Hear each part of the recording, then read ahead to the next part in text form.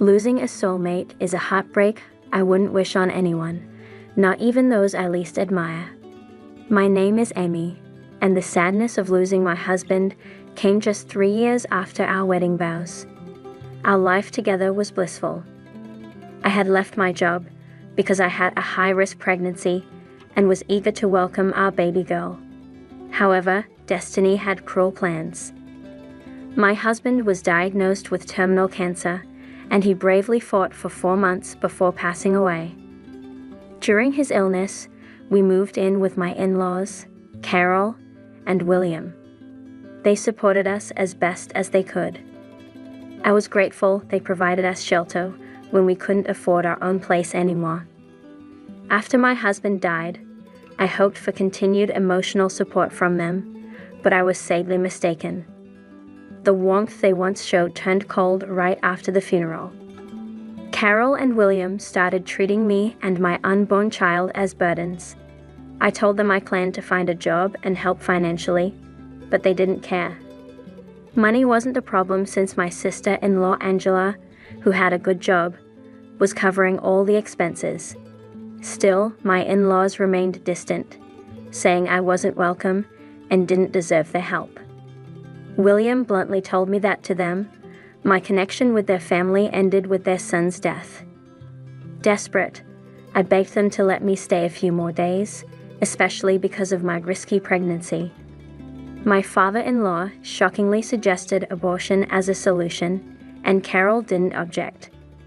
Their hostility reached a peak when they tricked me into going to an abortion clinic, pretending it was a health checkup. Realizing what was happening, I protested and left. Returning to their house was difficult, but I realized I needed to find a new path for myself and my unborn daughter, away from the toxic environment my in-laws had created. Overwhelmed with grief and shock, I was devastated by their insistence on terminating my pregnancy. When they returned, they were furious and demanded I get an abortion. They said they had no intention of supporting me or my unborn child now that their son was gone. I tried to remind them that the baby was their grandchild, but they ignored me. Their ultimatum was harsh: either leave or get an abortion. The reality of their rejection hit me hard, especially so soon after my husband's death. Carol forcefully escorted me out, ignoring my protests and the danger it posed to my pregnancy.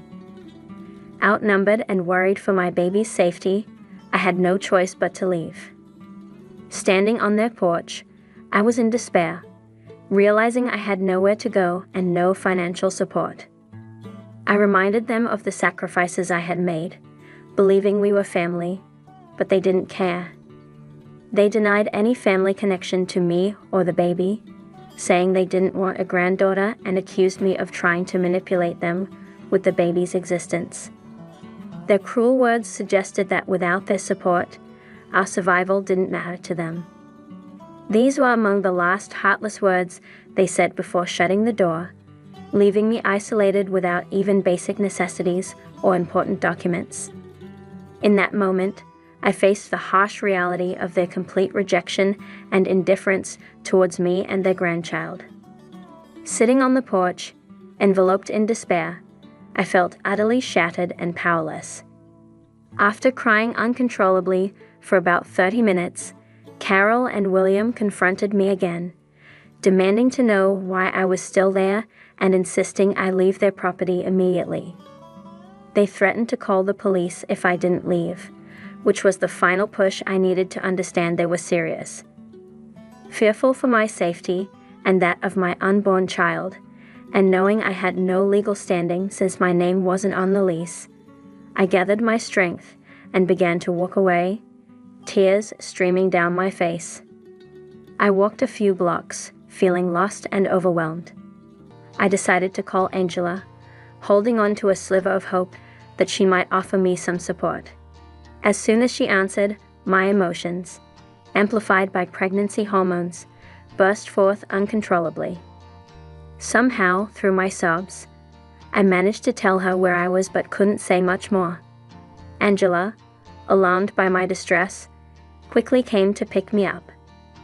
Angela's home became a safe haven for me. She gently comforted me, reminding me to try and control my tears for the baby's sake. She didn't ask for details, but focused on helping me feel better, even preparing food and a smoothie to calm me down. Once I was somewhat calmer, Angela, with a serious tone, urged me to tell her what had happened. Her assurance of support, no matter what, was comforting to me.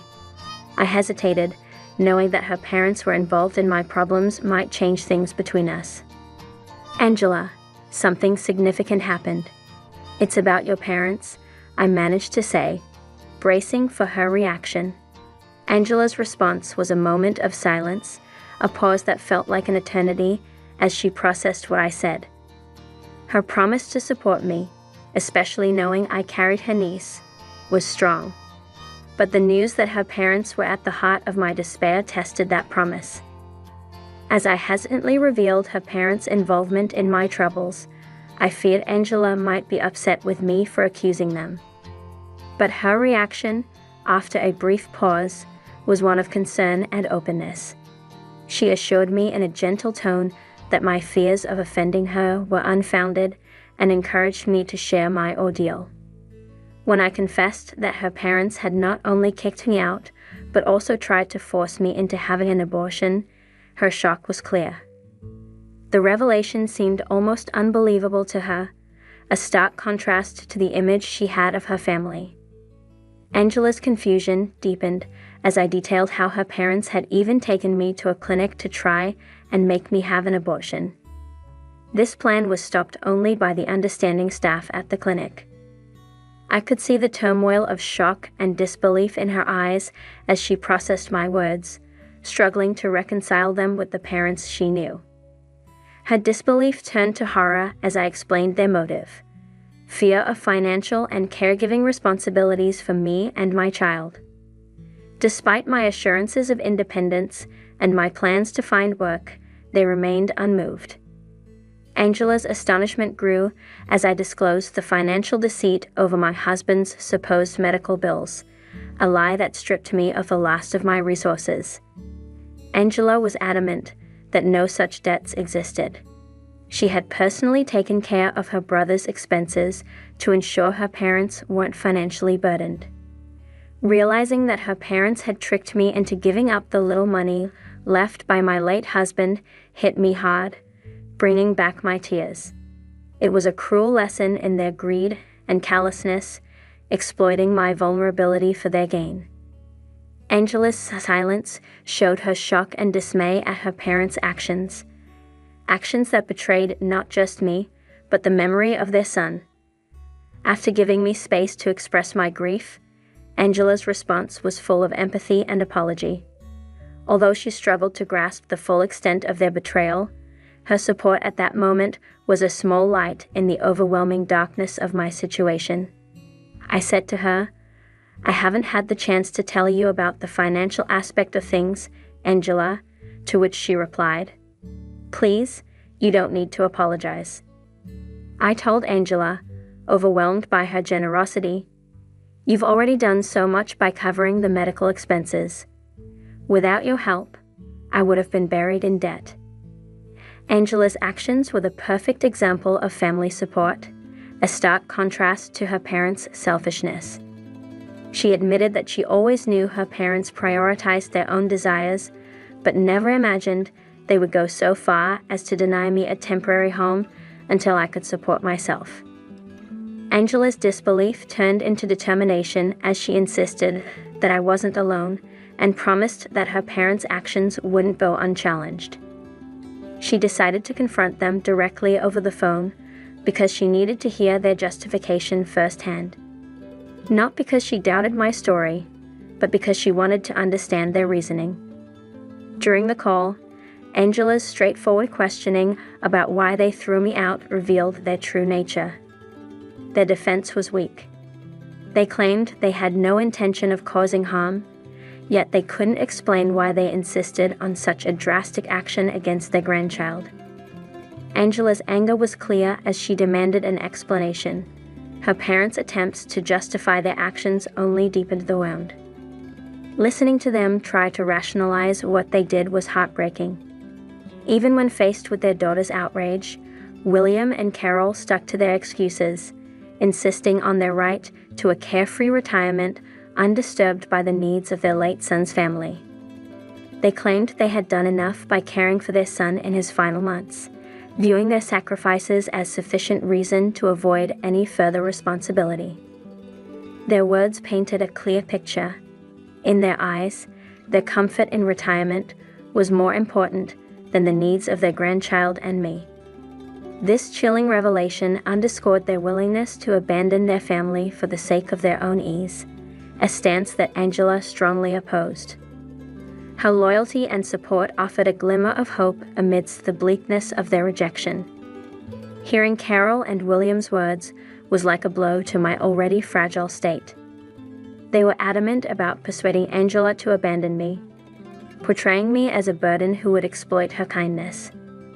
Their harsh advice to Angela to leave me to fend for myself on the streets, suggesting it would bring me to my senses, was unbelievably cruel. Their words plunged me into despair, fearing for my future and that of my unborn child. But just as I felt the weight of hopelessness, Angela's response ignited a spark of hope. She challenged her parents with fierce protectiveness, questioning their humanity and the values they claimed to uphold. Angela reminded them of the financial support she had provided, which allowed them to retire comfortably, highlighting the irony in their claim of hard work. Her anger showed her disbelief in their actions and intentions.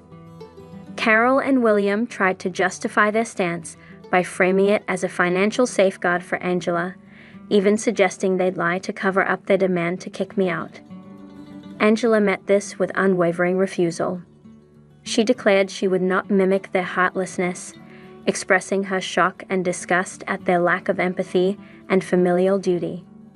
Angela's defense of me and her outright rejection of her parents' manipulative tactics revealed her strong character and the genuine bond she felt with me, akin to that of a sister. Her fierce response to their demands and her readiness to stand against them showed her strength and resolve to protect what she believed was right, regardless of the personal cost. Her parents' attempts to impose their will were met with Angela's firm refusal to conform to their heartless demands, challenging their motives and ethics. Angela's stance not only defended me, but also upheld the memory of her brother, reflecting her deep love for him and respect for the family ties her parents were so quick to dismiss. Her courage and integrity in the face of such family adversity were a beacon of hope in what felt like an endless night.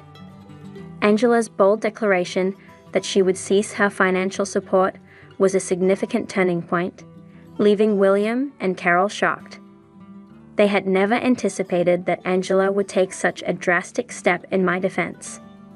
Even I was surprised by Angela's determination to stand up for me so firmly. William and Carol were in disbelief, unable to grasp the reality that Angela was serious about redirecting her support from them to me and my unborn child. Their reaction to Angela's stance was a mixture of confusion and denial, questioning if she really intended to cut them off financially over what they dismissively called a stupid woman. Angela's resolve was unshakable. She corrected them, emphasizing my importance and her commitment to support me and her future niece instead of funding the comfortable lifestyle of her parents, who were more than capable of managing on their own. Her declaration marked an end to their exploitation of her generosity, signaling a new priority: my well-being and that of my baby. This stance by Angela left William and Carol scrambling, their earlier confidence dissolving into panic as they faced the real possibility of having to fend for themselves financially. They attempted to backtrack quickly from their initial demand for my departure to a sudden willingness to welcome me back, which was a clear sign of their desperation. They even went so far as to retract their insistence on abortion, suggesting a newfound readiness to figure things out. Angela then passed the decision to me, her smile signaling a power shift. It was my moment to address the situation, to highlight their wrongful actions and seek accountability. Calmly, I voiced my doubts about their sincerity, pointing out their egregious behavior and the lack of a genuine apology. Confronted with this, William and Carol hastily offered their apologies, a stark contrast to their previous stance. They expressed regret for their actions and extended an invitation for me to return, promising to make amends. This sudden change of heart was a testament to Angela's influence and the realization that their financial stability was at stake. The situation underscored the power of standing united against unfairness and manipulation, shifting the dynamics in a way that demanded respect and acknowledgement of wrongdoing. Struggling with mixed feelings, I confronted William and Carol about the deceitful way they had manipulated me out of my late husband's money, despite Angela covering all the bills. Their scheme had unraveled, revealing their dishonesty and exploitation at a time when I was most vulnerable. Seizing the moment, I demanded the return of the money they had unjustly taken, emphasizing that they had no right to it given their lack of support during my husband's illness. Reluctantly and likely feeling cornered, William and Carol quickly refunded the money through PayPal. Then, they reached out to Angela, suggesting a return to normalcy, as if a financial repayment could erase their wrongdoings. They even proposed setting up a nursery, attempting to lure me back with promises and pretenses of family unity. However, their assumption that a simple apology and refund would mend fences was misplaced. Their expectation of forgiveness, despite their initial willingness to disown me and my unborn child, was a testament to their entitlement. They seemed to believe these gestures were sufficient for reconciliation, overlooking the depth of the hurt they had caused. Firmly, I rejected their notion of family and forgiveness. Their actions, particularly their attempt to coerce me into an abortion, were unforgivable. The audacity to suggest that my daughter would want them in her life after they had so clearly rejected her was appalling. I made it clear that my child did not need such grandparents, emphasizing that their initial rejection and subsequent superficial apologies could not undo the harm they had inflicted. Angela stood by me, reiterating my lack of forgiveness and reaffirming her decision to withdraw her financial support from them. This decision was not taken lightly, but was a direct consequence of their actions and their failure to truly acknowledge the gravity of their wrongdoing. William and Carol's reaction to this finality was one of desperation. Their pleas for us to reconsider, driven by the sudden reality of facing financial responsibilities without Angela's support, were pitiful. Their earlier confidence evaporated, leaving them to reckon with the consequences of their actions, a fitting end to their manipulative attempts to control and discard us according to their whims. Watching William and Carol face the consequences of their actions was both tough and satisfying. They tried to make us feel guilty, but it didn't work. Angela decided enough was enough. She was going to collect my things and then cut ties with them. She even said she'd bring the police to make sure they couldn't keep any of my stuff. True to her word, Angela arrived with a police officer who turned out to be her boyfriend, a surprise to us all. Despite their pleas, I had moved on and blocked them. Angela didn't stop there. She told her whole extended family about what had happened. They were appalled by William and Carol's behavior and rallied around me instead. In the time leading up to my daughter's birth, I was wrapped in a cocoon of love and support. I landed a job through a friend, set to start once daycare was sorted for my little one. For now, I'm staying with Angela, who's been encouraging me to save up for a house to secure our future. Her boyfriend has been an incredible support system. I managed to get a restraining order against William and Carol, thanks to statements from the abortion clinic, ensuring they stayed away from my child and me. My baby girl is healthy and blessed with her father's dark eyes. Seeing them for the first time brought tears to my eyes, and Angela has been my rock through this, choosing to sever ties with her parents permanently. Life took a turn for William and Carol.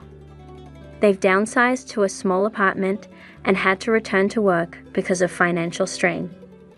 It seems karma has come full circle, placing them in the very situation they wished upon me. I'll never forget the shock of running into my husband Kent at our best friend Sarah's baby shower. It seemed Sarah didn't know that Kent and I were married. Anyway, the idea the two of them had a child together. That was beyond belief. You two look so happy together, I'm almost jealous.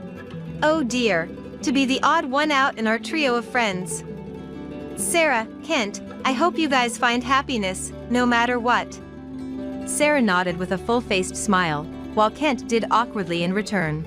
I knew the truth. I knew Kent was the kind of man who'd say, pregnancy is not an illness, so don't be lazy. He wouldn't lift a finger to help a pregnant woman. To think he'd cheat on his wife, with our close friend no less, was beyond comprehension. Asking for forgiveness? That was out of the question. I decided it was time for him to lose everything. My name is Lucy. I'm a hairdresser in a small town. This is where I was born and raised. It's not as flashy as the city, but it's a comfortable place to live. The sense of community here is just right, making it a great place to call home. Kent and I were high school classmates. Back then, our friend Sarah and us were known as the inseparable trio, always together. Especially Kent and I were the class's official couple. Whenever someone asked, "Where's Kent right now?" I could answer precisely, often teased, "You're going to make a great wife someday." The third member of our trio, Sarah, was always plugged into her earphones, listening to British music or the radio, dreaming of England. She was one of the top students in our class. Sarah achieved her dream, attending university in England, and after graduating, we only exchanged messages a few times a year. After graduation, I went to vocational school and became a hairdresser. Since my family owned a beauty salon, I started working there. As for Kent, he joined his family's business after attending a local university. That company sold beauty products like shampoo. Interestingly, the company was a business partner of my family's salon. The connection was another reason our relationship was often the subject of playful comments. Kent was reserved, not much of a talker, the opposite of talkative me. Yet strangely, we got along well, and our relationship from high school led to a marriage without a formal proposal. We bought a house in the city, started a new life in a spacious home. Sometime after our marriage, I became pregnant. Overjoyed to be carrying Kent's child, I happily shared the news that night. "Kent, guess what? I'm pregnant." I was eagerly waiting for his joyous reaction, but what I got was anything but enthusiastic. "Oh, is that so? Aren't you happy?" Silently, he started fiddling with his mobile phone, searching for due dates and birth stories. "The baby will be here next year. Make sure you wrap up your work by then." "Is that all you have to say?" "What else is there to say?" "I guess nothing." I was honestly disappointed with his attitude, but soon, I found myself in a situation that left no room for such concerns. My first pregnancy was tougher than I had imagined. I used to work full-time, but sudden bouts of illness and doctor's appointments often made it difficult. Reluctantly, I decided to take maternity leave earlier than usual and focus on my health. However, Kent was unsympathetic to my condition. He searched the standard duration of maternity leave on his mobile phone and confronted me with it. "Aren't you taking off too early? Our income will soon decrease." "My job is physically demanding, and everyone's health conditions are different. Besides, my mom said she'd handle the salon while I'm away." "Pregnancy isn't an illness, so don't be coddled. If you're like this, our child won't amount to much." He would even say such things, even though it's his child too. "If it's my child, it has to be excellent. You need to make an effort too. If you become a lazy housewife, I'll divorce you right away. You've been slacking off with the housework, haven't you? The meals are sloppy, and the house is a mess. I just can't manage it all right now. I have a limited diet. Can't you at least prepare your own meals?" In fact, he was completely reliant on me for household chores. Growing up in a family business, I was accustomed to housework from a young age. Whereas, it seemed he never had to lift a finger at home, thanks to his mother being so diligent. Men in our family don't do housework. It was his mother Catherine's mantra, suggesting a belief that it was a woman's role. While I admired her dedication to household chores, it resulted in Kent being clueless about even basic tasks like laundry. That was a source of quiet frustration for me. As I was pondering how to discuss this with Kent, I suddenly needed to use the restroom. Those who've been pregnant might understand, but at that time, I needed to go quite often. Sorry, I need to use the restroom. Again? Aren't you getting a bit old for this? When the belly grows, bathroom breaks become more frequent. How disgraceful. You're always complaining about your health lately. It's like living with an old woman. He then started a long rant about his grievances. But I was desperate to use the restroom. And frankly, I was uncomfortable with his incessant complaints and old woman comparisons, and just wanted to leave. When he finally took a breath, "I need to use the restroom," I managed to say. But he snapped, "I'm not done talking yet." Somehow, I endured his lengthy tirade and rushed to the restroom at the last possible moment. How uncool. Behind me, his voice could be heard muttering. Initially, his calm and unflappable demeanor was what attracted me to him. However, since finding out about the pregnancy, it feels like everything is backfiring. Moreover, he compares me to various people he reads about online. That celebrity was back to work right after giving birth, and her figure was perfect too. You'll be the same, right? I don't know. Don't compare me to such incredible people so casually. You're both human, just give it a try.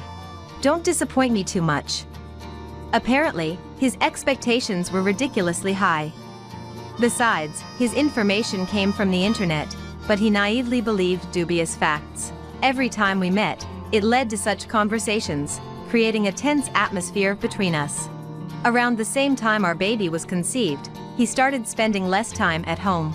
Our arguments like the ones I just mentioned were one reason, but he also began going out at night or on weekends, claiming it was for work. That was not something we had seen in our life together before.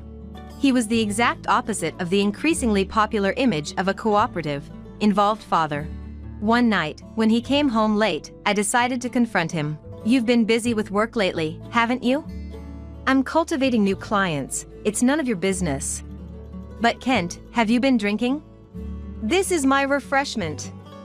Stop nagging." His voice was so loud it could be heard outside. Sure enough, I could smell the alcohol on his breath. "You never had to drink after work before." "What's going on?" "You wouldn't understand. Besides." Thus, his sneering began anew. "You're just lazing around at home while I work every day. This isn't fair." "I'm not lazing around. I'm quite busy preparing for the birth." "That's no excuse to neglect the household chores. You don't even put on makeup anymore. It's like you're using pregnancy as an excuse to abandon your femininity." "That's terrible." Holding back tears, I went to put his bag on the shelf, when something small fell to the floor with a clatter. "What are they? Wireless earbuds?" I picked them up casually and studied them closely. They were small, shaped like earrings, and in a cute pink color that many women would like. "Don't touch my bag without permission. That's an invasion of privacy." "I always do this." "But Kent, you don't usually use earbuds, right? If they're lost, we should return them." "That's for me to worry about. Just focus on your chores. Why can't you even manage that properly?" His reaction was far too intense for just pointing out a lost item. As I was about to respond, I felt a dull impact in my abdomen. He had kicked me. "Don't forget you're being provided for. Keep your unnecessary comments to yourself, or I'll have to rethink things." I couldn't grasp what had just happened to me. After he stormed off to his room, I sat on the floor in a daze, replaying the recent events. I couldn't see how I had done anything to deserve being kicked. I couldn't comprehend his reaction. The next day, just to be safe, I went to the hospital to check on my baby. I couldn't dare say my husband had kicked me, so I lied that I had fallen at home. Fortunately, there were no abnormalities with the baby, but the area where I was kicked was bruised and discolored. Amidst that, some good news arrived. My best friend Sarah had given birth. She had gone to university in England and I heard she settled there for work, but apparently, she had returned to the US. Ideally, I would have brought Kent along, reuniting the trio of friends after such a long time, but unfortunately, he was away on a business trip. Reluctantly, I went to congratulate her by myself. In the bright, sunlit hospital room, Sarah lay in bed, looking relieved. As I entered the room, she struggled to sit up. "It's been a while. Congratulations on your baby." "Thank you. I actually came back to the US about a year ago but couldn't get in touch, sorry. I'm just glad the baby is safely here." She looked more refined than when she was a student, more grown up.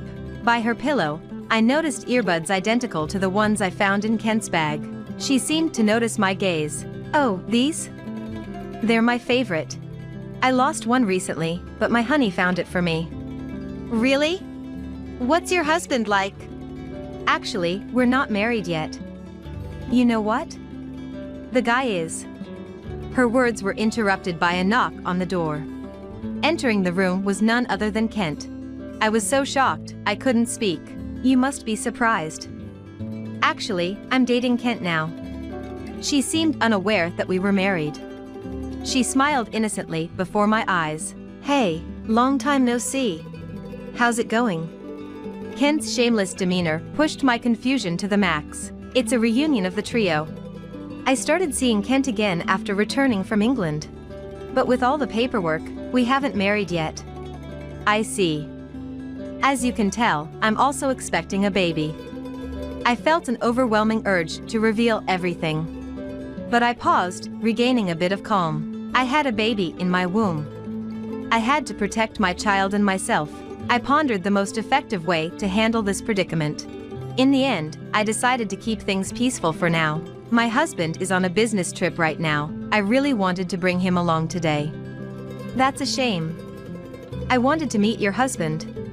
It's really unfortunate. But having a husband like yours who accompanies her must be infinitely better." "My husband doesn't help out at all." I secretly glared at Kent. He deliberately looked away. "You two look so happy together, I'm almost jealous." Oh dear, to be the odd one out in our trio of friends. "Sarah, Kent, I hope you find happiness, no matter what." Sarah nodded with a full-faced smile, while Kent did awkwardly in return. "By the way, this is a gift for the baby. I heard you can never have too many bibs, so I got these. I even got matching ones for my baby." "That's adorable, thank you. You must be excited about your baby too, Lucy.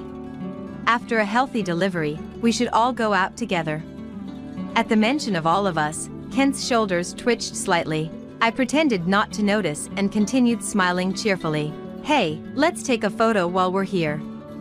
Sarah, hold the baby. And Kent, get in close." I captured the moment of Sarah holding the baby with Kent beside her in a photo.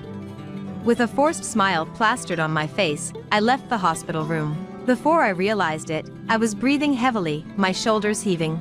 From beyond the door, I could hear Sarah's excited voice and Kent's low murmurs. Upon leaving the hospital, I hurried home. I opened my mobile phone and immediately contacted a real estate agent. "Yes, I know it's sudden, but I want to sell my house." "Yes, right away is fine. I want to complete the process quickly. Could you also refer me to a moving company?" I made arrangements to sell the house and contracted a moving company that the real estate agent recommended. Next, I called my in-laws. "Catherine? Due to some urgent matters with Kent, I'll be sending over some belongings. Don't be alarmed by the amount." Right, I had decided to erase the house I lived in, as if it never existed. Kent said he would be away on a business trip until the next day. He's probably planning to stay somewhere tonight. While part of me wanted to send the belongings directly to Catherine's house without warning, she wasn't to blame. At least I informed her. After finishing these tasks, I noticed incoming calls from Kent. In fact, since leaving the hospital, he had been calling incessantly. I ignored them and read a book. Then, a message came in. "Let's talk, just the two of us." What was there to talk about in that situation? Moreover, since the incident where he kicked my abdomen, a sense of caution towards him had sprouted in my mind. At that time, the caution had turned into suspicion, and I didn't even want to hear his voice. Once home, I immediately started packing. I entered his room and without hesitation began boxing up his belongings. Fortunately, it was the off-season for moving. I was able to sign up for a plan where the movers would help pack, making the shipping process smoother than expected. All that was left was to send my own belongings. After contacting my parents, they rushed over and the move was completed promptly. There was something I found in Kent's room. It was a partially completed divorce application. He was planning to leave me for Sarah and marry her. It seemed convenient, so I filled in the rest of the divorce application and decided to keep it safe. Just then, I received a call from Catherine. Lucy, I knew you were sending some things over, but I had no idea it would be this much. What on earth happened? The truth is, Kent has been having an affair. Do you remember Sarah from high school? It seems he has a child with her. I could sense her shock over the phone.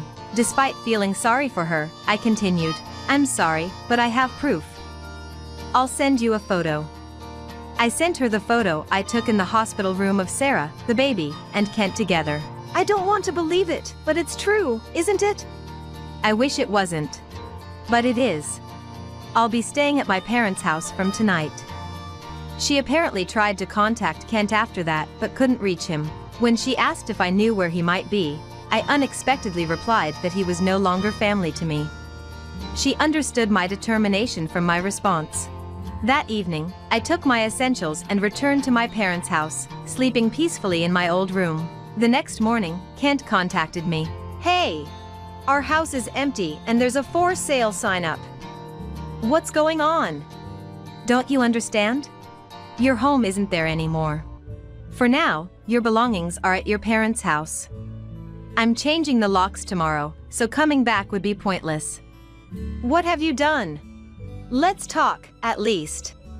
Fine. How about this afternoon at your parents' house? I'll contact your mother. I ended the call quickly and started preparing to go out.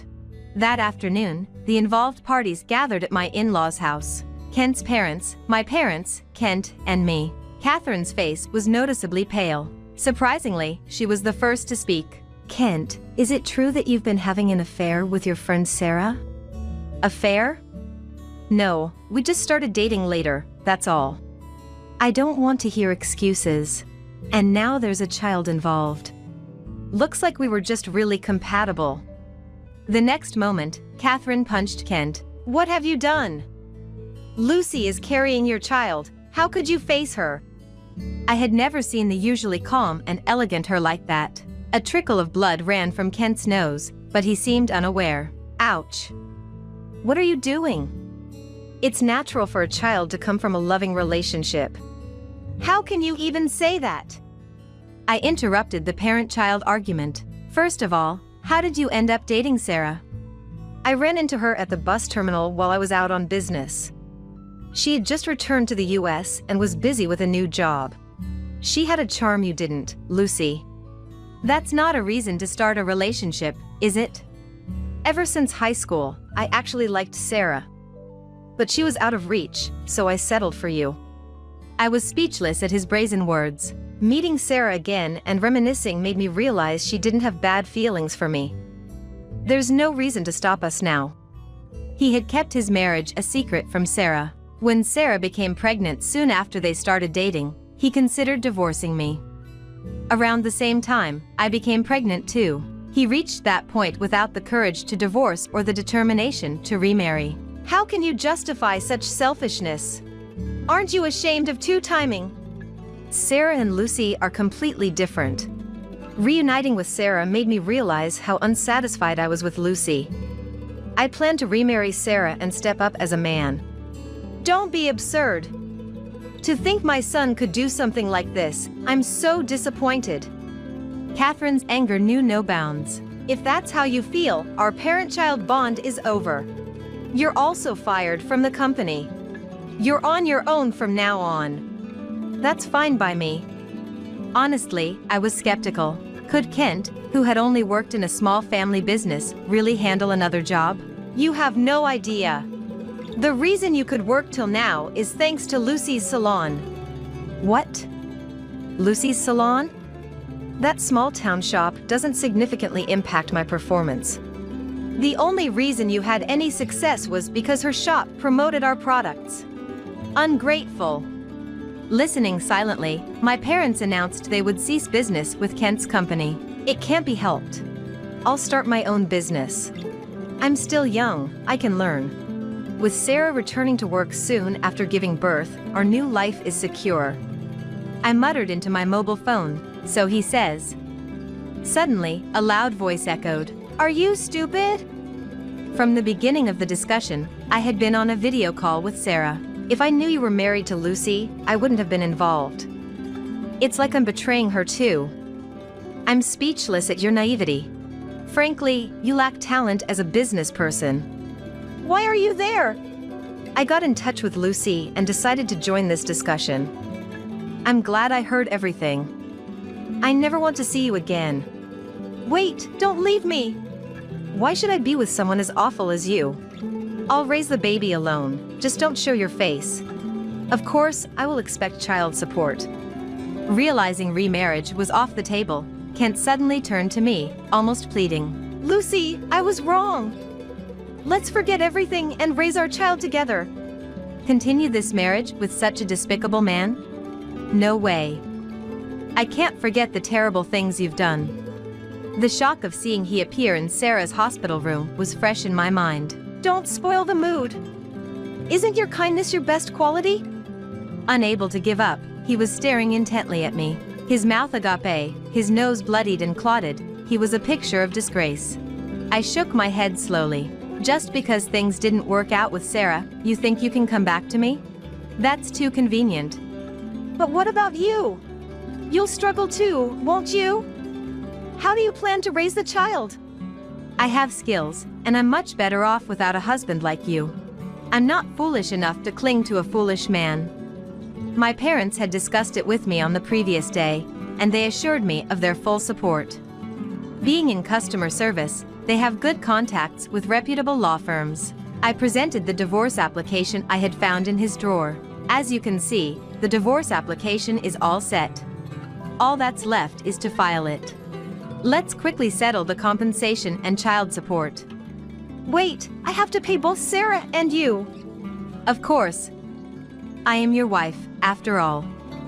But don't think I'll overlook any negligence towards Sarah's situation either. I have a lawyer ready. He was at his wit's end. At that moment, I felt an unprecedented pain in my abdomen. Oh my, it hurts. My labor had started right at that moment. The discussion was obviously adjourned, and I was rushed to the local hospital by my parents. From there, everything happened so quickly. Exhausted from the stress of the discussion and the labor, I fell into a deep sleep in the hospital bed. Even when the nurses woke me up occasionally, I barely opened my eyes. After being discharged and returning home with my baby, I asked my parents about the current situation. My mother, as a hairdresser, had subtly spread rumors about Kent among her clients. Our customers are mostly housewives. A word or two from her was exaggerated and spread quickly throughout the town. On the other hand, Kent tried to start an internet sales company, something he was always interested in. He seemed to have underestimated personal connections, seeking solace in the internet. However, his capabilities did not match the power of word of mouth. The rumors prevented him from finding a bank to finance his business, and it failed to take off. He tasted the bitter consequences of underestimating the local community network he had belittled. There was another thing that damaged him. The video call with Sarah. She had used another camera to record the entire discussion. She edited Kent's selfish behavior into a short video and spread it among our high school classmates. As a result, he lost all his friends, and those who might have helped him also turned away. He was left to solve everything on his own. He was immediately kicked out of his family home and spent his days in a motel, depleting his savings while searching for a new home and job. Being unemployed and without a stable address, it was hard for him to settle down. Eventually, he moved to a distant land, as it became uncomfortable for him to stay in the city. He finally found a part-time day job, struggling with the unfamiliar physical labor. Sure, there was no mercy. I warned him that if he ever missed a child support payment, I would sue him for assault for kicking me in the stomach. The photos I took of my injuries in case something happened to the baby proved to be useful. The medical records from when I was treated at the hospital for the injuries would also serve as significant evidence. I filed the divorce papers, and almost concurrently with giving birth, I became a single mother. I was not living alone though. I rent a house and decided to live with Sarah. It was the four of us, Sarah, our babies, and me. The children got along as if they were siblings. Sarah and I were best friends to begin with. With Kent out of the picture, our friendship as women only grew stronger. When one of us needed to step out, the other would take care of both babies, allowing us to manage work and have some time to refresh. We're already talking about taking our kids to the park together for the first time once they're a bit older. For now, I'm looking forward to enjoying this comfortable life. Come on, swim faster or you'll drown. From way above me, I could hear the laughter of my husband who had pushed me into the river. I had broken both my legs a month ago. There was no way I could swim. As I desperately struggled to keep from sinking in the cold water, my husband said something. Hearing that, all the patience I had been holding on to felt foolish. My name is Isabella. I'm a 26-year-old office worker. I have a husband, Joe, who is 34 and also an office worker. Though we're a few years apart, his vast life experience has been a support to me in many ways.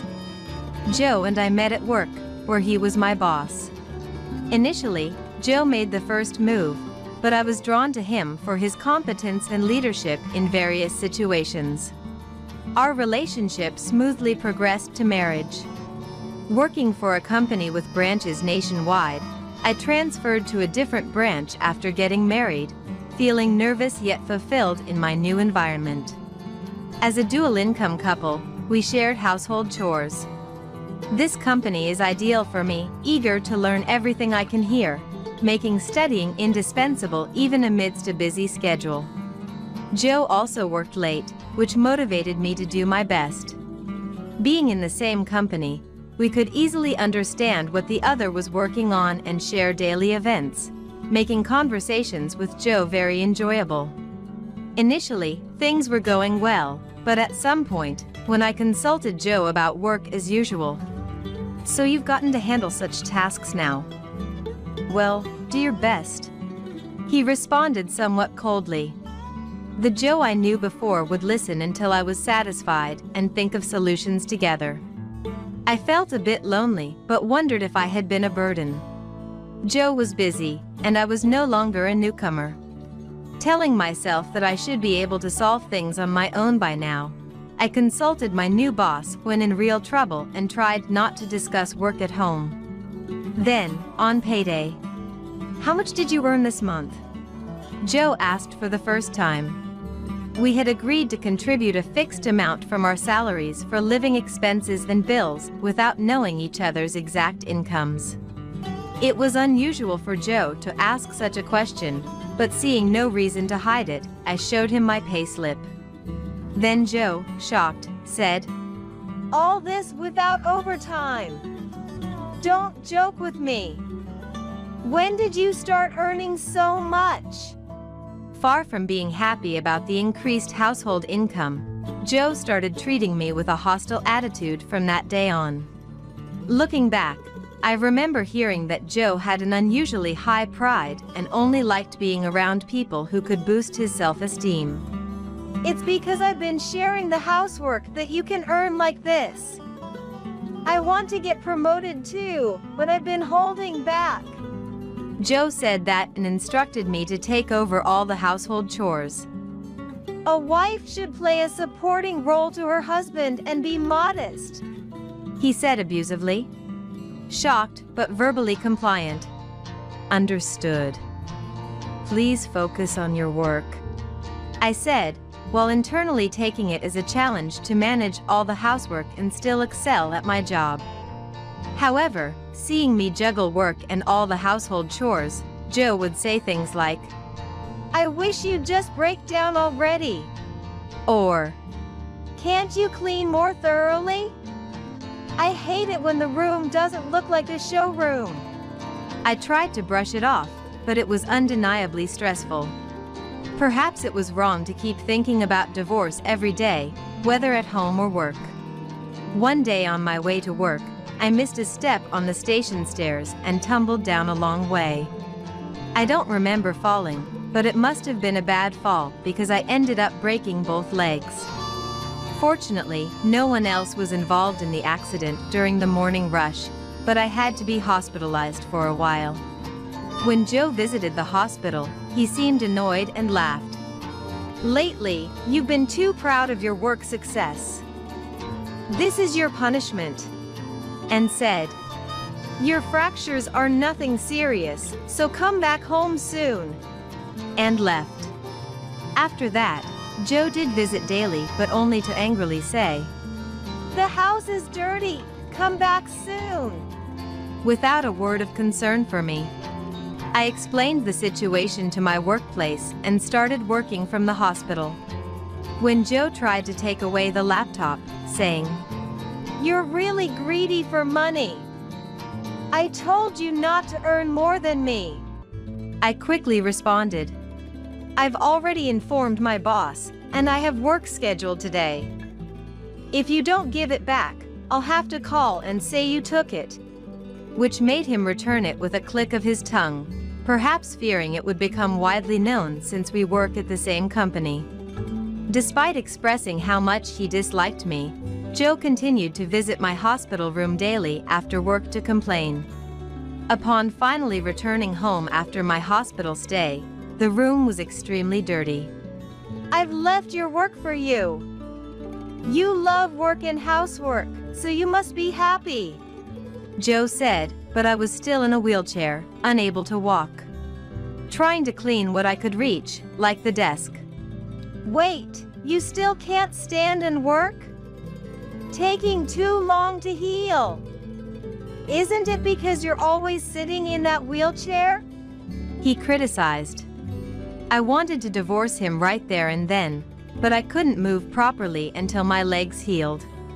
I couldn't tell the hospital, where I had planned to have Joe take care of me post-divorce, that I wanted to be readmitted, so I endured until I fully recovered, thinking it was just a matter of patience. I told myself that overcoming this would make me stronger, and I'd divorce Joe, living each day without consulting anyone. One day, Joe's attitude changed completely. How about we go see a movie? There's something I want to see, he suggested. Though I felt a bit happy, the change was so drastic that it felt odd, so I replied, It's unusual for you to suggest that. I still have chores to do, so feel free to go by yourself. But Joe said, Actually, my boss found out about my behavior and your situation and gave me an earful. I've been a burden till now, so I want us to go together. We haven't been out recently, and I want Isabella to take a break as a token of my gratitude. Then he asked, What else needs to be done? And took care of everything. It had been a while since we went out together. Though I was suspicious, Joe tends to change his attitude quickly if someone in a position of authority speaks to him. If his boss had spoken to him, maybe he truly wanted to change. With that thought, I felt slightly happy, and given how tense I'd been every day, I decided to indulge in the break and agreed to go out. He helped me into the car, and we started our drive. The cinema was relatively close, so I didn't think it would be too much of a burden for him to drive, but we kept moving away from the direction of the cinema I knew. Curiously, I asked, Isn't the cinema in that direction? Joe replied with a smile. The local cinema wouldn't feel special, right? I thought we'd go to a bigger one today. Feeling reassured, I let Joe take the lead and soon fell asleep in the car, tired from the daily grind. We're here. Joe's voice woke me up, and we were at a deserted river, with no cinema in sight. Confused, I asked, What's going on? Joe said, The weather's nice. How about we take a commemorative photo? and grabbed my arm tightly, trying to pull me out of the car. Suddenly frightened, I resisted, but with my legs being weak and the strength of a man being overwhelming, I was forcibly dragged out. Without being put back in my wheelchair, the pain of dragging my legs made me groan. He dragged me near a bridge, gripping my legs as if to lift me, and I felt a fear like never before. "Stop!" I involuntarily screamed, but with no one around to help, I felt nothing but despair at the thought of being thrown off. Then Joe, checking to make sure no one was around and annoyed, said, "Damn it! Don't make a noise! It'll be trouble if someone calls the cops," and forcefully pushed me into the river. It happened in an instant. Unlike in dramas, I didn't see the face of the person pushing me or my life flash before my eyes. I just fell into the river. In an instant, not understanding what had happened, I looked up from the river, desperately asking for help from Joe while angry, but he said, "Better swim fast or you'll drown. Don't be mad just because you fell into the river. Maybe you need a little hardship, huh?" And then he tried to leave. I pleaded, "Please help me. I'll do anything you say from now on." Even though I didn't mean it, I thought it was the only way to be saved. Still, Joe said, "You're healed, right? Swim back home," and laughed, then left without trying to help, drove away in his car. Desperately wanting to live, I managed to grab onto a floating log, struggling with the pain in my legs and my inability to move properly, let alone my poor swimming skills, teetering between life and death. If no one came to help. Just then, "Are you okay? Hold on, I'm coming to help you." a man hurried from the shore. A man with a large empty plastic bottle swam to me, gave it to me for buoyancy, and then pulled me to shore, saving me. After being urgently transported, "Thank you, really, thank you so much," I said to the man, crying from gratitude. "No problem at all. My name is Brian. I was fishing a bit away and saw a woman being forcibly taken out of a car. I was shocked and sorry I couldn't reach you before you got wet," he replied. Despite everything happening so quickly, from being pulled out of the car to being pushed into the river, I was grateful for his help. "Not at all. You saved my life." I expressed my thanks. After sharing with Brian and the doctor about Joe's usual behavior at home and what happened this time, both were outraged and immediately reported it. The next day, to witness Joe's arrest, Brian and I went home together. I was still not fully healed, so I was in a wheelchair. The police were waiting for Joe as he returned home from work. Seeing me and Brian, Joe looked between us and mockingly said, "Did you have an affair and get in trouble with the police? Your life is over." Laughing. Confused by his absurd conclusion, the police said, "What are you talking about? We're here to take care of you," and handcuffed Joe. Joe, yelling, said, "What did I do? Who is this guy? Explain!" trying to grab me even as the police restrained him. Astonished, I said, "Did you forget what you did to me? Dragging me out of the car and pushing me into the river? That's a crime, isn't it?" Looking straight into Joe's eyes. "But you're alive, so I don't see why I'd be arrested," Joe retorted nonsensically. Being alive doesn't justify anything. Joe didn't apologize for anything he had done. Far from it, he insisted he was not at fault, and to me, he no longer seemed like a husband but something devoid of human compassion. The act of throwing someone into the river, given the real possibility of death resulting from it, is considered attempted murder. The police explained carefully. Joe had heard of fractures but never experienced one himself. Many around him had suffered fractures and seemed to live normally. so Joe perceived it as a minor injury. I thought fractures healed quickly, and given Isabella's resilience, I assumed she'd easily climb out of the river unharmed. Joe argued, claiming his arrest was an overreaction. He also assumed my absence from home was due to my reluctance to do housework, maintaining his innocence. Then, Brian, who had been silent till now. All I've heard is you justifying your actions. It seems you're not concerned about Isabella's injuries. From what I witnessed, your indifference is unbelievable. He spoke up. Joe scoffed. You claim to have seen the scene, but there was no one there, was there? Do you have proof you were present? To which Brian countered, showing Joe a video. There's plenty of evidence. Though taken from a distance, it clearly captured Joe dropping me into the river. When I arrived, Isabella was nearly drowning, teetering on the edge of life and death. You wouldn't have seen, having left after dropping her. It's hard to tell from above, but the current was strong. Brian continued. From the bridge, it might have seemed deserted, but the shore had people like me fishing, or couples jogging, surprisingly many witnesses. They all provided evidence for Isabella.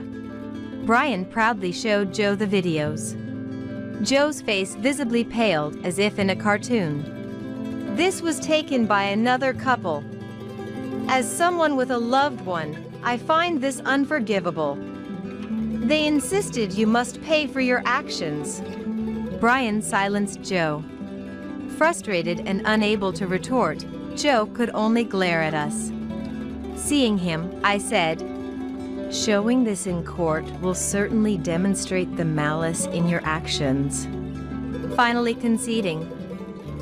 I'm sorry. Joe apologized.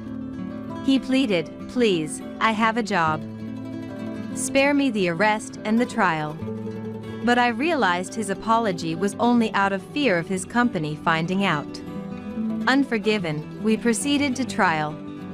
Upon hearing of the trial, Joe protested. I apologized. What more do you want? I'll fight this in court. I won't let you have her way. His outcry didn't deter me. I was determined to see the trial through. With decisive evidence in hand and Brian's support, I was able to calmly face Joe to the end. Joe insisted that fractures were minor injuries that everyone around him recovered from easily, attempting to depict me as lazy, but no one was swayed. I had been discharged from the hospital to continue rehabilitation at home, as explained by the doctor, not because I was fully healed. Joe's attempt to diagnose me without medical expertise only garnered sympathy for me from everyone present. The judge, after viewing the evidence I brought, handed down a swift prison sentence without probation to Joe, citing the maliciousness of his actions. Even after the verdict, Joe refused to give up. The judge and police are all deceived. Is she even really fractured? If so, her suffering seems like an act. And stop this nonsense and just obey me like before. What happened to you, Isabella? He ranted. To which I quietly responded, The one who is wrong here is you. Joe's continued slander worsened the judge's impression, extending his sentence, as he inflicted more pain upon himself through his actions. Finally, everything ended, and I was free from Joe through divorce, feeling both exhausted and relieved. The more I put effort into my work, the more Joe used to get angry in the past. But now, I can focus entirely on what I want. It's as if Joe never existed. I concentrate on what's in front of me and steadily build my career. Fortunately, my workplace had no one who undermined others' character. And the depressive state Joe's attitude had induced in me gradually improved, allowing me to reclaim my former self. I also moved out of the cramped house I had lived in, enjoying a more elegant lifestyle. managing household chores and indulging in my interests as if reclaiming my lost time. Life is good now. Maybe marriage isn't for me for a while. I mused, noticing Brian looking at me sadly. The person I am today exists thanks to Brian, who saved me when I was drowning in the river. He was there for me, exhausted in both body and mind, after the trial ended and the divorce was finalized. He accompanied me during my hospital stay and my first trial, which is why I desperately wanted to express my gratitude by inviting him out for a meal on my treat today. Yet, considering Brian's busy daily schedule, I felt it wouldn't be right to invite him out too frequently, so I decided this would be a one-time gesture. Expecting the conversation to remain formal, I was surprised how well we got along, realizing hours had passed. I looked at the watch and realized. Sorry for taking up your valuable time. Let's call it a day. I had fun. Thank you. I said, preparing to leave, but Brian asked, "Can I invite you out again sometime?" With a smile. Relieved he had enjoyed himself, we parted ways. Following Brian's invitation, we grew closer through multiple meetings. Eventually dating and, surprisingly, marrying. Despite my initial apprehensions about a second marriage, Brian proved to be the ideal partner. Supporting my career without jealousy or interference, enhancing my performance. Our relationship, built on mutual respect, allowed us to lead vibrant lives. Brian's hobby of fishing became a shared interest, helping me overcome my trauma of nearly drowning. Thanks to Brian's kindness, I've been able to live freely and happily. You can't even show your grandparents' face, you unfilial person. With that, my sister looked at me triumphantly. It's been 5 years since I got married, and while taking care of my father at my parents' home, I've been undergoing fertility treatments. My sister got married and was blessed with a child within 6 months. 2 months into her pregnancy, she returned to our parents' home for the birth. When I point out that my sister does nothing around the house, she coldly snaps back at me. "Since you're useless because you can't have children, at least be useful to me." My name is Johanna, I'm 35 years old. I live with my husband Andrew, and my sister Camilla, taking care of our father, Richard. Andrew and I got married 5 years ago, and we've been struggling to have children, currently undergoing fertility treatments. Camilla also got married and lives in a condominium with her husband, William, who is often away on business trips, leaving her alone at home a lot. Claiming it was for early birth preparation, she moved in with us, where Richard and my husband and I live, 2 months into her pregnancy. Our mother passed away early from illness, so Richard raised Camilla and me by himself. However, Camilla has always been troublesome, causing problems ever since she was a child. In elementary school, she would hit other kids, and Richard was often called to the school to apologize. We hoped she would calm down as she grew older, but that never happened. She kept causing problems until she graduated high school, constantly troubling Richard. Richard had to go around apologizing to people, paying for damages, and was always exhausted from cleaning up after Camilla. Feeling sorry for Richard, I helped around the house as much as I could, cooking and doing laundry, so that he could have a bit of rest. Putting ourselves last, Richard devoted himself to raising us. I wanted to ease Richard's burden, so I studied whenever I had the chance. My hard work paid off, and I was able to attend a prestigious university and land a job at a major company. Now, I work remotely while taking care of Richard. Camilla, who moved in with us a month ago, does not do any housework and doesn't care for Richard, despite the trouble she caused him. Instead, she says, "Hey, big sis, isn't today's dinner too plain? I'm pregnant, so I need nutrition. Make a more luxurious dinner tonight. Oh, and polish my shoes before I go out." She treats me like a housekeeper, ordering me around. My sister, having become pregnant before me, thinks she has the upper hand. Why don't you take care of your own things for once? I was stressed out by Camilla's inactivity. Lying on the living room sofa, she glared at me. You can't even show your grandparents' face, you unfilial person. She sneered. What a thing to say! I would have children if I could. But that's not possible for me. Filled with frustration, I looked down. Seeing my distress, she added insult to injury. Since you're useless because you can't have children, at least be useful to me. Camilla snapped coldly. Tears welled up, and I was left speechless, so I left the room. I went to my bedroom and cried into my pillow. Yet, I kept telling Camilla every day that it's better for her and the baby if she moved a bit, and to take care of herself. One day, perhaps in a bad mood. Enough! You're so annoying! Can't you just leave the house? Just come here for Dad's care and the chores. She blurted out something outrageous. If you dislike me that much, why don't you go back home? To which she replied, going back home would just increase my workload. What do you think I'm here for? You're the housekeeper, just listen to what I say and keep quiet. Camilla said, mocking me. Realizing it was a waste of time, I started preparing for work. While I worked, Camilla lounged on the sofa, eating snacks and watching TV. I debated telling Andrew about the situation but didn't want to drag him into a sibling quarrel. Camilla puts on a good front in front of Andrew, so it probably looks like we're living harmoniously. While I was hanging laundry, how long are you planning to stay here? Camilla suddenly asked. I have to take care of Dad. I can't just leave, I said while hanging the clothes. It's going to be a problem if you don't leave. The baby is coming soon. You need to free up your room for us.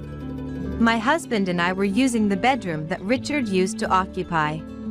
This room is the largest in the house. That's impossible. I refused, and she just said, okay, and backed off easily. The next day, while I was working, Camilla, usually lazing on the sofa, seemed to be up to something. Busy with work, I didn't pay much attention until I went to my room and was shocked. The long-running manga I had collected since childhood, and the accessories and clothes I bought as a reward for myself upon employment, were all gone. Instead, the floor was covered with baby items. I rushed down the stairs and confronted Camilla relaxing in the living room. Camilla, where did you put the stuff from my room? It was in the way, so I sold it. If you're not leaving, we need the space. Your room is going to be the baby's room. I cleaned it up for you, so you should be thankful. She said nonchalantly, showing no sign of remorse. It's unacceptable to sell someone's belongings without permission. Bring them back now. I'm usually calm, but I couldn't remain so this time. Each item was filled with memories and treasured by me. Why are you so angry? You always say to move if I can, so I did while I could. There's no money left, just give up. She said, disinterestedly shifting her gaze back to the TV. Among the items Camilla sold was the engagement ring Andrew had given me. I insisted she buy it back, but she claimed she had no money and went back to her room. I told Andrew about everything that had happened so far, including today's incident, and apologized for the engagement ring being sold. Andrew was shocked to hear the story but immediately went to buy back the ring, and thankfully, we were able to retrieve it. Since then, I started paying more attention to Camilla's actions. I noticed that Camilla goes out a lot for someone who is pregnant. She lazes around during the day, but leaves in the evening and often returns late at night or in the morning. I hadn't worried about it before since Camilla has always been more active at night, but I wondered what she could be doing while pregnant. I discussed it with Richard and Andrew, and we decided to investigate her actions.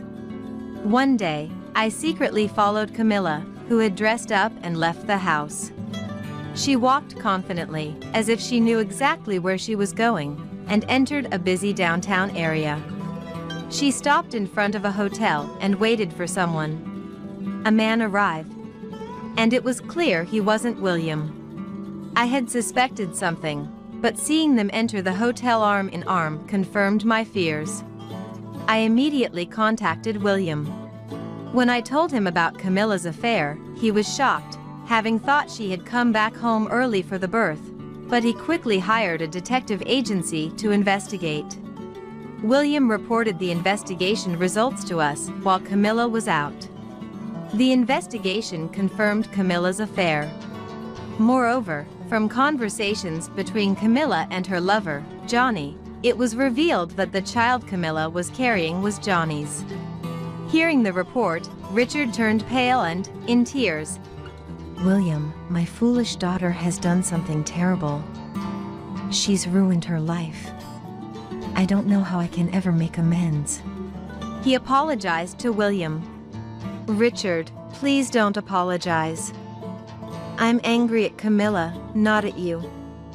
We may be family, but we are different people. It's my fault for not seeing her true nature. Camilla betraying such a man of character was beyond foolish. We agreed to gather on Saturday when Camilla would be home, and then we adjourned. Saturday. The sound of the front door opening echoed. I'm sorry for intruding. William appeared in the living room. William, you didn't say you were coming today. What's up? The baby's gotten quite big, hasn't it? Camilla, rubbing her belly, smiled and spoke to William, oblivious that he knew everything. Camilla, is the child in your belly really mine? William asked Camilla without changing his expression. What are you saying? Are you accusing me of cheating? Camilla angrily retorted to William's words. Camilla, I know everything. The child is Johnny's, isn't it? I had a detective agency investigate, so lying is pointless. I can't continue a marriage with someone who cheats. Let's get a divorce. William spoke calmly and matter-of-factly. Camilla, panicking, tried to pretend she knew nothing. William, what are you talking about? The child in my belly is yours. We're not getting a divorce. Camilla denied it, but William placed the photos from the detective agency of Johnny and her on the table. Can you still say you haven't cheated after seeing these? Camilla looked shocked at the photos, but claimed, it's not what it looks like. He was just giving me advice. It's terrible you would doubt me. There's no need for hotel meetings for advice, I retorted, frustrated by Camilla's refusal to admit her affair. So, how do you explain this? William played an audio recording obtained by the detective agency. Camilla, your belly has gotten quite big. Yes, it's because it's your child. It's going to be adorable. He doesn't know it's my child, does he? Don't worry, William is clueless. I married him for his money anyway. I want to raise your child without any financial troubles, so it had to be someone wealthy. William stopped the recording there. Too bad I found out, he said. Camilla's face turned pale. Upon hearing the audio for the first time, Richard, with his face flushed red and shaking with anger. Camilla! Do you not have a conscience? All you think about is using people. It's high time you learn some shame, he exclaimed. Perhaps realizing there was no way out, she defiantly retorted. It's my child, no matter who the father is. It will be Dad's first grandchild regardless, so what's the problem? I'm going to have this child and raise it here. Unable to contain my anger at Camilla's defiant outburst. Camilla! How much trouble do you have to cause Dad before you're satisfied? Do you have any idea how much you've made him suffer because of you? I yelled louder than I ever have before. Camilla turned to me. A useless person who can't even have children has no right to speak. Dad would be happier living with me, who can show him a grandchild's face, than with an unfilial person like you. And she laughed triumphantly as if she had one. What did you say? I exploded. Jealous because Dad pays more attention to me, right? Always playing the perfect student, but now you're the inferior one because you can't have children. The baby chose me, not you, so you should leave this house. What do you know, Camilla? How much do you think I've suffered because of you? Both of you, stop. Camilla, I don't care about the grandchild, just leave. Richard intervened. Camilla looked stunned by Richard's demand. Eh? Dad, why do I have to leave? It should be her. Camilla, I'm done cleaning up your messes. I can't deal with this anymore. I don't care about seeing the grandchild, just leave within a week. Camilla couldn't accept Richard's words. That's cruel. Dad, are we not family? And with that, she began to cry. You only think about yourself, acting out of self-interest. You belittled Johanna and now betrayed William. You might want my inheritance, but I've decided to leave most of it to Johanna, who has sincerely taken care of me and kept our home together. Richard declared this in front of everyone. Soon after, William added, Camilla, please sign here. I'll be filing for divorce immediately after this. And don't forget about the alimony. Camilla, cornered by everyone, slammed the table. Is it fun for all of you to gang up on me? What's wrong with loving someone I truly care about? I've always loved Johnny. You should be grateful that a dull man like you got to marry me and was about to have a family. She yelled. Is that all you have to say? Then sign quickly. William remained calm throughout. He no longer seemed to regard Camilla as a fellow human. His look was akin to observing an animal. If you divorce me, you'll never find another wife, William. Don't come regretting it later. Camilla angrily signed the divorce papers and threw them at William. William filed the papers immediately, and they became strangers. The next day, just to be sure, a DNA test was conducted to confirm if the baby really was Johnny's. The test scientifically proved the baby wasn't William's, and when Richard told Camilla to leave, Why should I be the one to leave? Shouldn't the failure over there leave? Camilla lashed out. Having no place to go after being kicked out, Camilla went to Johnny's, only to run into his wife. A confrontation ensued, leading to Johnny's divorce. Camilla, playing the tragic heroine denied true love, happily remarried the man she truly loved, and gave birth to a healthy baby. Johnny, who had entered into a marriage of convenience due to his failing family business, lost his financial support and assets. Previously a nominal president at his wife's company, Johnny couldn't find work anywhere and resorted to part-time jobs to scrape by. Camilla and Johnny, living in a cheap apartment with shared toilets and no bath, struggled with living expenses due to alimony payments to Johnny's ex-wife and William. Constant financial stress led to frequent arguments, and despite wanting a divorce, neither could afford to leave, resulting in a loveless marriage. Where did their true love go?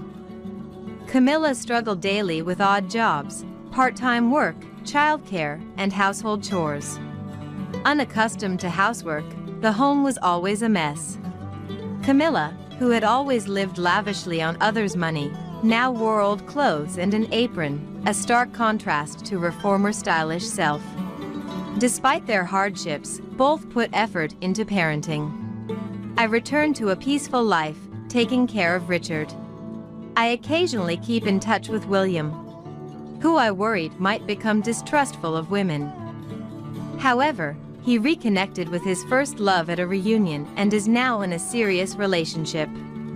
The day William told me he had a girlfriend, I received another piece of joyful news. Our continued fertility treatments were successful, and we were expecting a child. Actually, twins. We shared the news with Richard, and now the three of us eagerly await the arrival of our babies. Nick and Laura are coming back for the birth of their child at home, so you need to leave, Antonio said loudly. Leave? Me? When I asked back, Antonio nodded with a smile. I've always thought things would be better without you. I hate people who always throw around the right arguments like you do.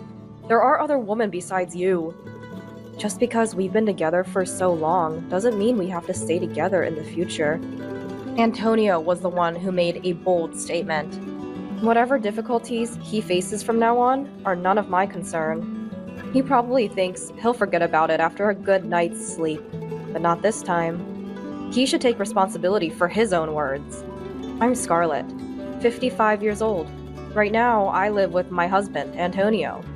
Antonio is 60, 5 years my senior. So, he recently retired. Antonio said, maybe I'll spend my time enjoying my fishing hobby now. He seemed happy about it. Meanwhile, I run a small apparel company, thankfully making a decent profit. Currently, we can afford to live in a high-rent condominium, thanks to my job. Antonio was supportive, but after his retirement, he changed. First, his daily routine shifted.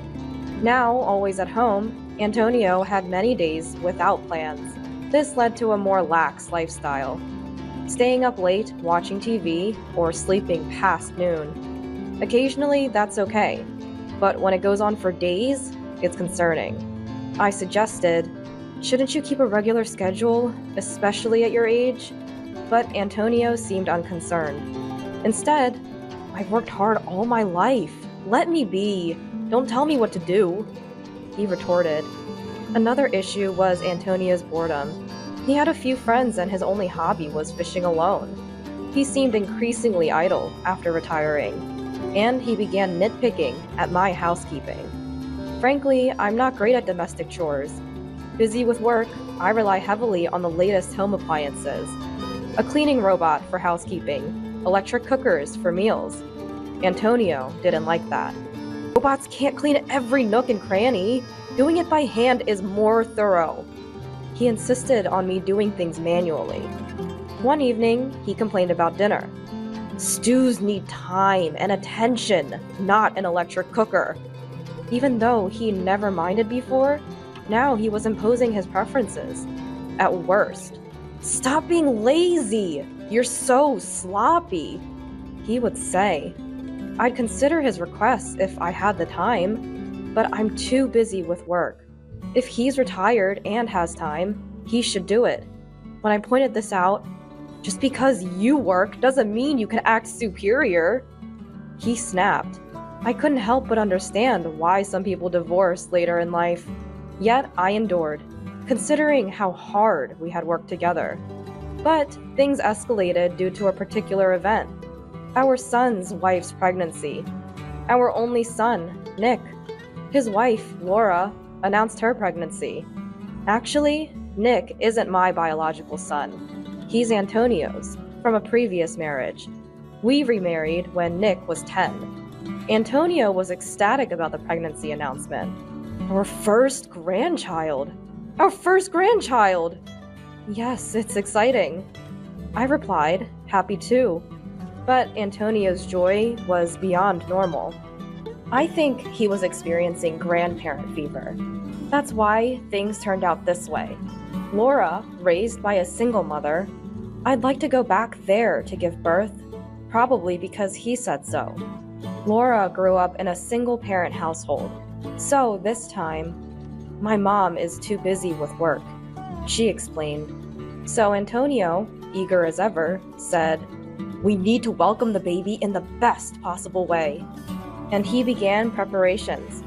That's fine, but he strangely imposed it all on me. This crib, every kind of milk, just in case. Oh, and a lot of diapers. He just barked orders.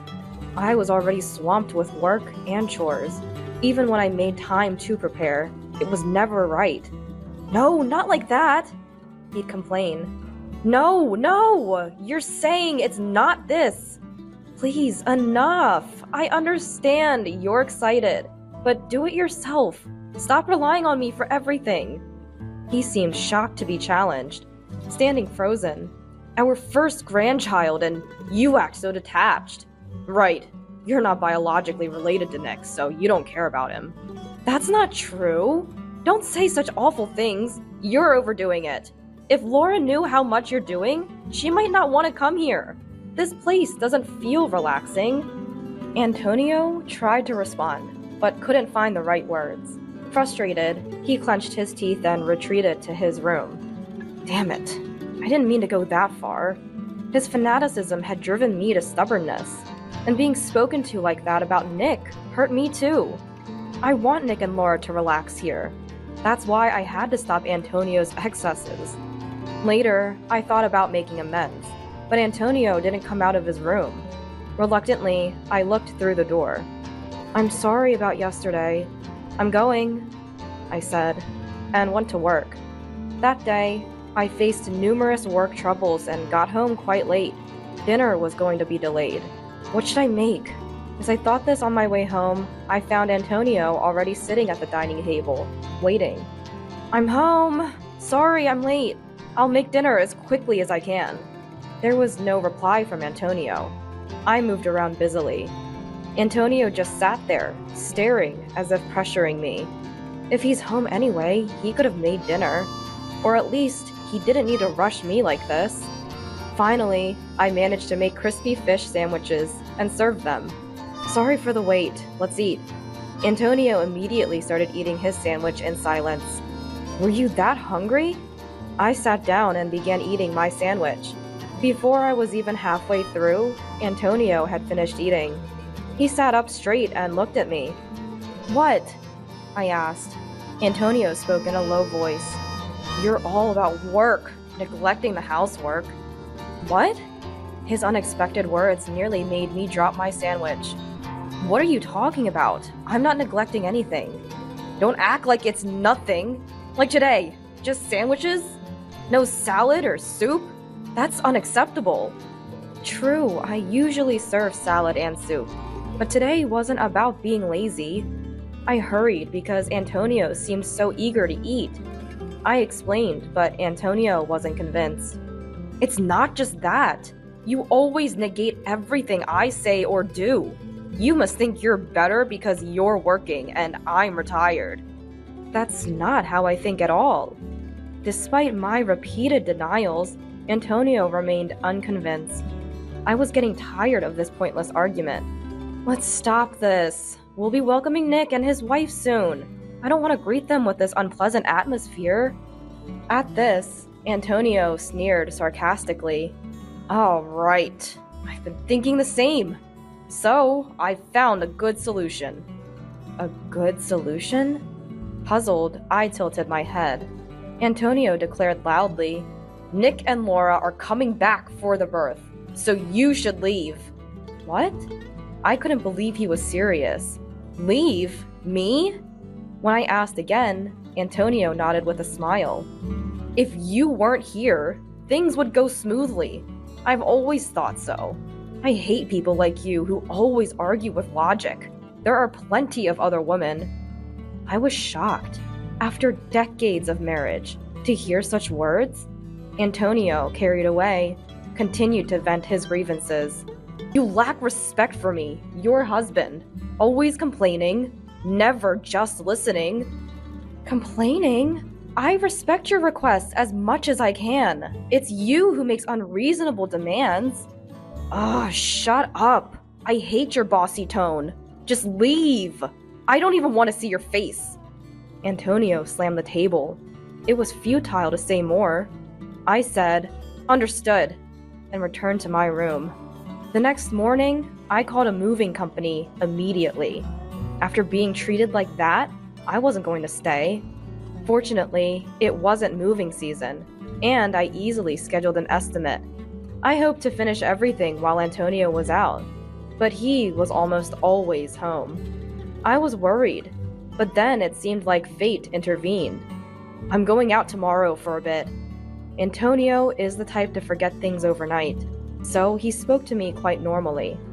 Apparently, Antonio was invited by his fishing buddies and was going for an overnight fishing trip. This was my chance. There was a slightly awkward atmosphere. Maybe even Antonio felt that what he said yesterday was too much. Still, there was no apology from him. He might be hoping to act as if yesterday's words never happened. He's always been like that. Until now, I've been the bigger person, letting things go. But I couldn't just ignore what he said this time. The moving estimate came quickly. I planned to take all the furniture and appliances, but there was less than I thought. The problem was finding a place to move to, but that was easily solved. Someone I knew through work offered to lend me a place. A brand new one, no less. Are you sure? I asked again, and they said, Scarlett, you've been so helpful. So I accepted the offer. I immediately went to see the property. It was more than sufficient, with no issues. I moved everything out while Antonio was away. His harsh words left me without regrets. Perhaps deep down, I had grown tired of life with Antonio. The night after I moved, Antonio called. Here it comes, I thought, and answered the phone. Hello? Hey, Scarlett! What's going on? Antonio sounded panicked, even over the phone. I almost laughed, but responded calmly. What do you mean? My house! It's empty! What's happening? Well, you told me to leave, so I did just that. I had taken everything, from the latest appliances to my favorite dining table. But I only told you to leave! It's crazy to take everything from someone's house! What? Leaving them would be crazy. I bought all that with my own money. You never contributed, saying you didn't need them. Antonio fell silent, then said grudgingly, Fine. Nick and his family are coming tomorrow. Furniture doesn't matter. He'd be surprised to see the place now. Good. Then it's perfect timing. Say hi to Nick for me. There was no point in further conversation. I quickly ended the call. There was another significant matter, but I didn't mention it since Antonio seemed unaware. The next day, Nick called. We'll be there soon. A phone call. Didn't Antonio tell you? I moved out. Really? Nick sounded surprised, but didn't press further. In fact, I sensed more relief than shock in his voice. Cool. Mom's not there. We can do whatever we want then. You're not coming back, right? That's right. I always sensed Nick found me bothersome. He seemed displeased I didn't pamper him like a biological mother might. You're not as kind as other women, he once said as a child. I thought I was raising him with love, so he wouldn't struggle later in life. Well, it's easier for both of us. Laura was uncomfortable too, so see you. That was like his father, always adding one extra, unnecessary comment. I pondered this after hanging up. That day, I was a bit on edge, unable to focus on work. I half expected a call about the furniture and appliances. Laura once said, It must be nice to have all these appliances for an easy life. I secretly thought their visit was to take advantage of that. But contrary to my expectations, no call came that day. Finally, at the end of the month, Antonio called. Scarlett? His voice lacked confidence, making his intention clear. But I played ignorant. Yes? It's about the rent. Yes? What about it? He struggled to say it, but he wanted to talk about rent. Antonio and I used to pay $1,700 for the condo rent. I was the one who paid it all. There's no way Antonio, with his retirement, could afford it. He might manage for a while with his retirement fund, but it would eventually run out. He called me, but hesitated to speak his mind. I had to prompt him. What? You're not expecting me to pay the rent for a condo I don't even live in, are you? No, that's not. You were the one who insisted I leave, right? And now you're coming back to me? That's not something Antonio's pride would allow. As expected, he changed the subject. Scarlett, are you doing okay? You know, with a place to live? Yes, I managed to find a place, thanks to some connections. I'm living comfortably. Saying this left no room for him to ask me to return. I had no intention of going back, but just in case. Oh, okay. Nick and Laura were saying they miss you. I thought maybe you'd consider coming back. Such words were unusual for Antonio. He must be really desperate. But I had no intention of returning. Oh, really? I thought they disliked me. No, that's not. Well, it doesn't matter. I have something important to discuss, so I'll come over. Yes, there was a vital matter to discuss for my future. Antonio replied, All right, I'll be waiting, cheerfully. Later, I visited the condo for the first time in a while. Long time no see. Antonio was dressed up, unnecessarily. No matter how much he dressed up, it was pointless.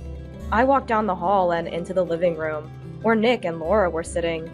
Clearly, they couldn't live with nothing. New sofas, tables, and a fridge were installed. Nick waved casually, and Laura, though glaring, greeted me. The atmosphere was tense. I wanted to finish what I came for and leave. I sat down as Antonio urged. So what did you want to talk about? Grateful he brought it up, I started the conversation. I thought it's better to handle this sort of thing sooner rather than later. Antonio turned pale the moment he saw what I held out. You're planning to divorce me? He was visibly shaking, looking at the filled-out divorce papers. Yes. Ever since you told me to leave, I've been intending to. Did you really say that without thinking? Antonio fell silent. He probably did. He tends to blurt out things in the heat of the moment without thinking ahead. This habit had caused him troubles at work several times. The last time you said all those terrible things, I don't want to see your face, there are other women, and what else? Anyway, at that moment, I couldn't see a future with you anymore. He must remember saying those things. Antonio kept his head down, sweating. Yeah, I said it, but that was not really what I meant. You can say such things even if they're not in your heart? I'm appalled. Well, it doesn't matter to me anymore. I was shocked. I can't do this anymore. That's all. Facing Antonio, our eyes met. He immediately flinched and looked away. Can't you reconsider? We've come so far together. I've come this far only to be told such things. I can't do this anymore. I can't be with you. As I firmly stated, Antonio let out a long sigh. The room was enveloped in a painfully awkward silence. The silence was broken, surprisingly, by Laura. Excuse me, I'm the one who's been most inconvenienced here. I turned to Laura, tilting my head, and she glared at me with eyes full of resentment. What do you mean? I thought this place would be perfect with Scarlett around, clean and full of the latest appliances. I came here expecting to be pampered, but instead I'm caught up in this marital mess. It's a huge nuisance. Laura sighed even louder than Antonio had earlier.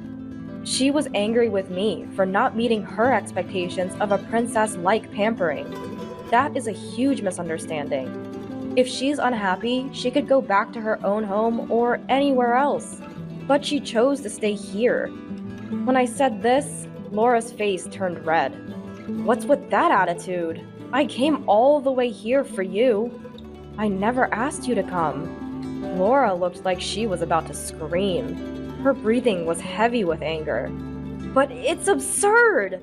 I had such high hopes after talking to Antonio, and now this? It's too much. Laura finally burst into tears. Nick tried to comfort her. But this made a little sense. This explained Antonio's excessive grandparent fever. It was driven by Laura's expectations. Antonio, flattered and relied upon, must have gotten carried away. But it doesn't change anything. Laura was inconsolable, and Antonio remained frozen, sweating. There was no point in staying. There's no use staying here. I'll leave. We can settle the divorce through lawyers. As I stood up, this time, Nick shouted, "You're running away? Shaking off your responsibilities and causing trouble." I was stunned by the absurdity. It's also good to have a grudge. Approaching Nick, who was sitting close to Laura, I found myself naturally looking down at him. "What's wrong? How old do you think you are now?" "Huh? I'm 35 years old." I took a deep breath and glared at him. "So what responsibility do you think I have? Taking care of a 35-year-old son and his wife? Or a 60-year-old husband?" Nick was speechless, eyes wide. I couldn't hold back any longer. "You're all adults! Enough is enough! Who's causing trouble? Using my efforts as a stepping stone while expecting me to always smile and comply? Oh, calm down, Mom. Don't act like a child now." I shouted so much I was out of breath. I took a moment to breathe deeply. "At least, Nick, I always cared about you, raised you as my own, but maybe I failed to convey that." Nick started to say something, but fell silent.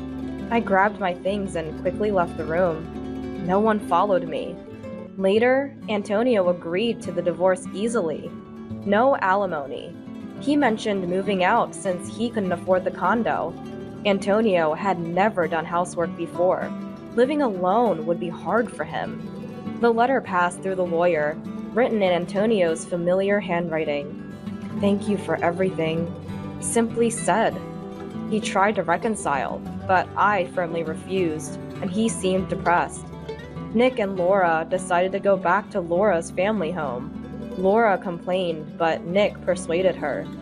After the divorce, Nick called once. "I'm sorry for everything.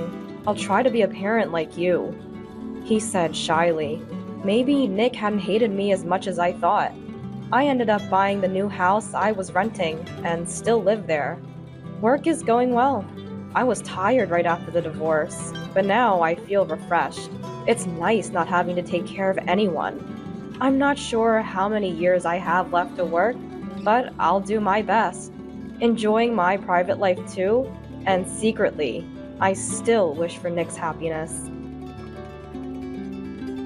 The retribution for shrinking his own world and acting foolishly based on wrong thinking has become very great.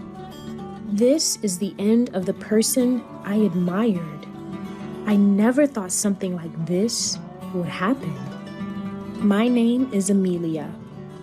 There were two major turning points in my life during my childhood. The first was my encounter with the banjo.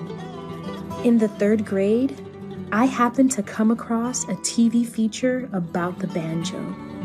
I thought it was so cool that I couldn't bring myself to change the channel. Then, the sound that it made enveloped me.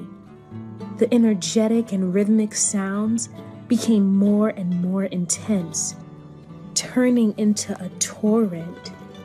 I continued to stare at the TV screen, even after the broadcast had ended. I was captivated by the world of the banjo in a daze. It was then that I decided I would play the banjo too. After convincing my parents, I started attending banjo lessons, beginning my journey with the banjo.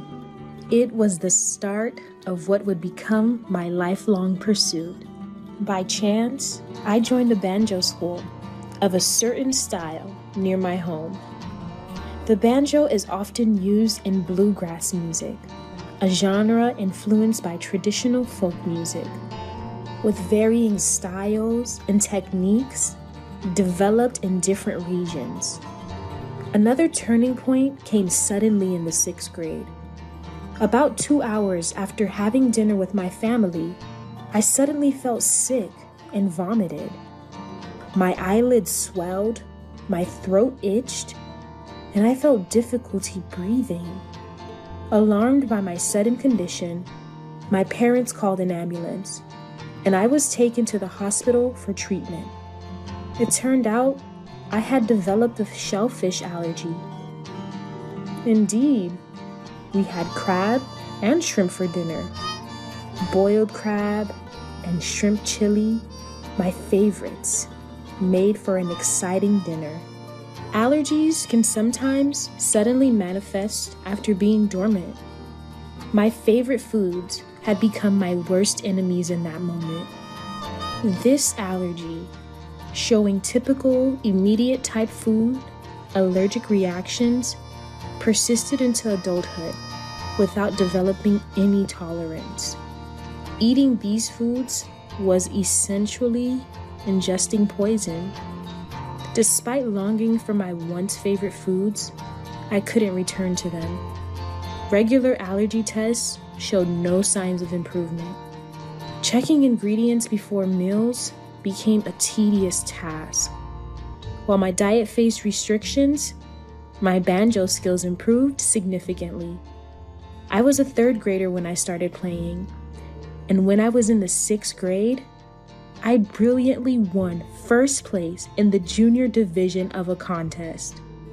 For middle school, I chose a school with a banjo club and was successfully admitted. Even though it was a bit challenging for my academic level, but I managed through hard work and determination. I really wanted to attend this school. Its banjo club was renowned nationwide, and the instructor was a famous figure in the banjo world.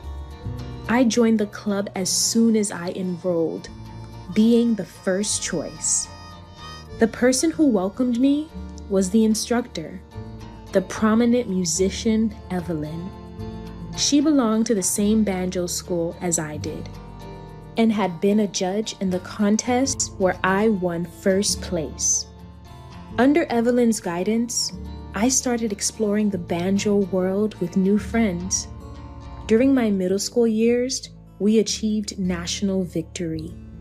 We competed fiercely against strong schools, barely winning by a small margin. As a senior and club president, I accepted the championship trophy. At the celebration party, generous supporters sent over a splendid crab. I must have looked troubled, noticing which, Evelyn asked what was wrong. I explained my allergy.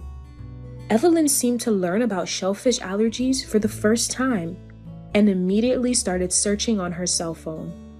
After a quick check, she expressed her unawareness. She mentioned how her son loved crab, saying she never imagined a favorite food could become poisonous for someone. Thankfully, there were plenty of other delicacies at the party, so I was satisfied. I suppressed the memory of my love for crab, sealing away the desire to try it again. The pain and distress from allergic reactions were too familiar, creating a strange and unpleasant feeling. In high school, I continued to hone in on my skills in the banjo club, achieving 3 consecutive national championships. The 3 consecutive wins set a new record for the competition. I also achieved 3 consecutive victories in the individual category, maintaining the top position in high school banjo playing. After graduating high school, I went on to university.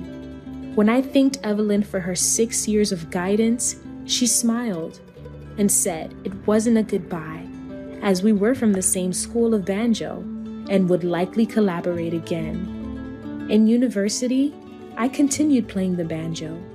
I got involved in activities to expand the world of banjo, further intensifying my involvement within our school.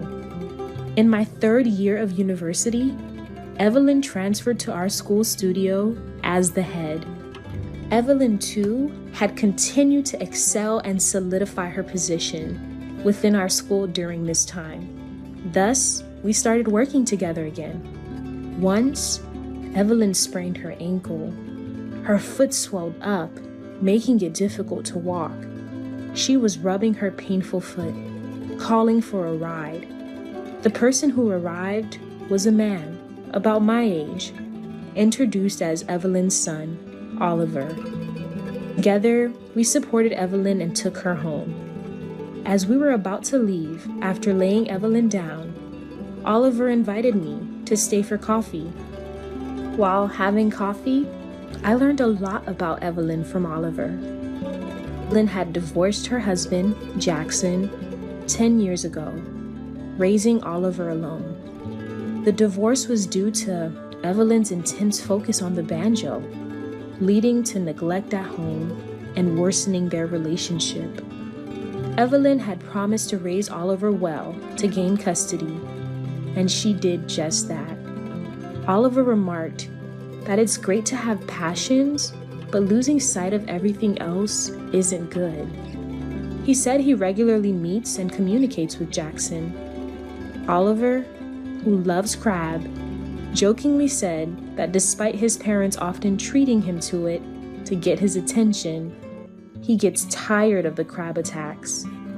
I recalled Evelyn once mentioning her son's love for crab. I shared my allergy story with Oliver, how it suddenly developed, the severity of the symptoms, the struggle with memories from when I loved those foods, and the lack of improvement despite allergy tests.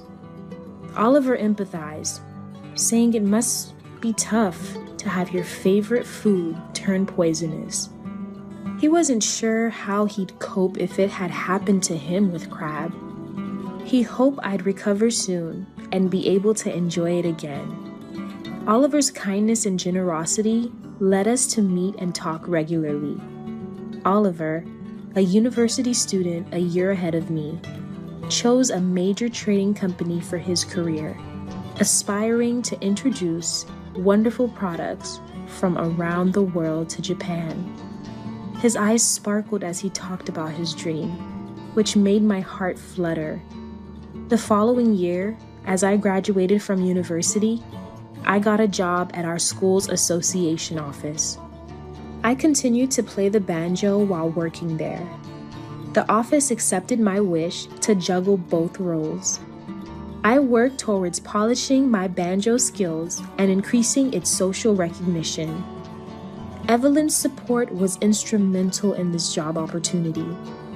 She recommended me for my banjo skills, passion, and business management knowledge from university. One day, Oliver invited me out to celebrate my graduation and new job. He had successfully led a major project at work and earned high praise. I suggested celebrating with crab, but Oliver said it would be dull for me as I couldn't eat it, and he wouldn't enjoy it either. Instead, he took me to an upscale Chinese restaurant, ensuring the menu was without shrimp or crab. He mentioned Jackson had recently treated him to crab in celebration. Oliver and Jackson still keep in touch, and Jackson seemed to care about Evelyn. As our meal was ending, Oliver earnestly proposed to me, wanting to start a relationship with marriage in mind. He understood I was busy with my new job, so there was no rush, but he expressed his desire to build a family with me in the near future.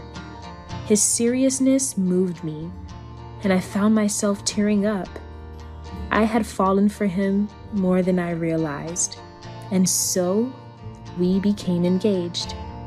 My parents liked Oliver and were happy, and Evelyn was overjoyed, unable to hide her surprise. I heard that Jackson was also pleased. I thought I should properly meet Jackson soon.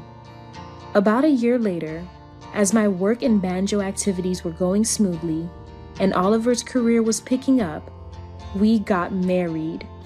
Our wedding reception featured a special menu without shrimp and crab, which was delicious and extravagant, receiving high praise from the guests.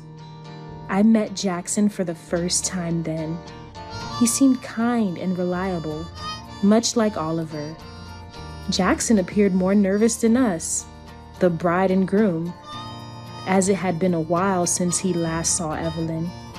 We set up our new home near Oliver's family and started our married life. I continued to progress in both my job and banjo playing, achieving great results. Oliver was also succeeding in his work, establishing his position in his department. Though we were both busy, we cooperatively managed household chores, living happily each day.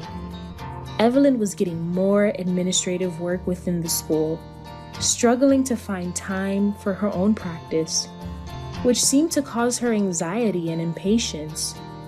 Our relationship remained good after my marriage.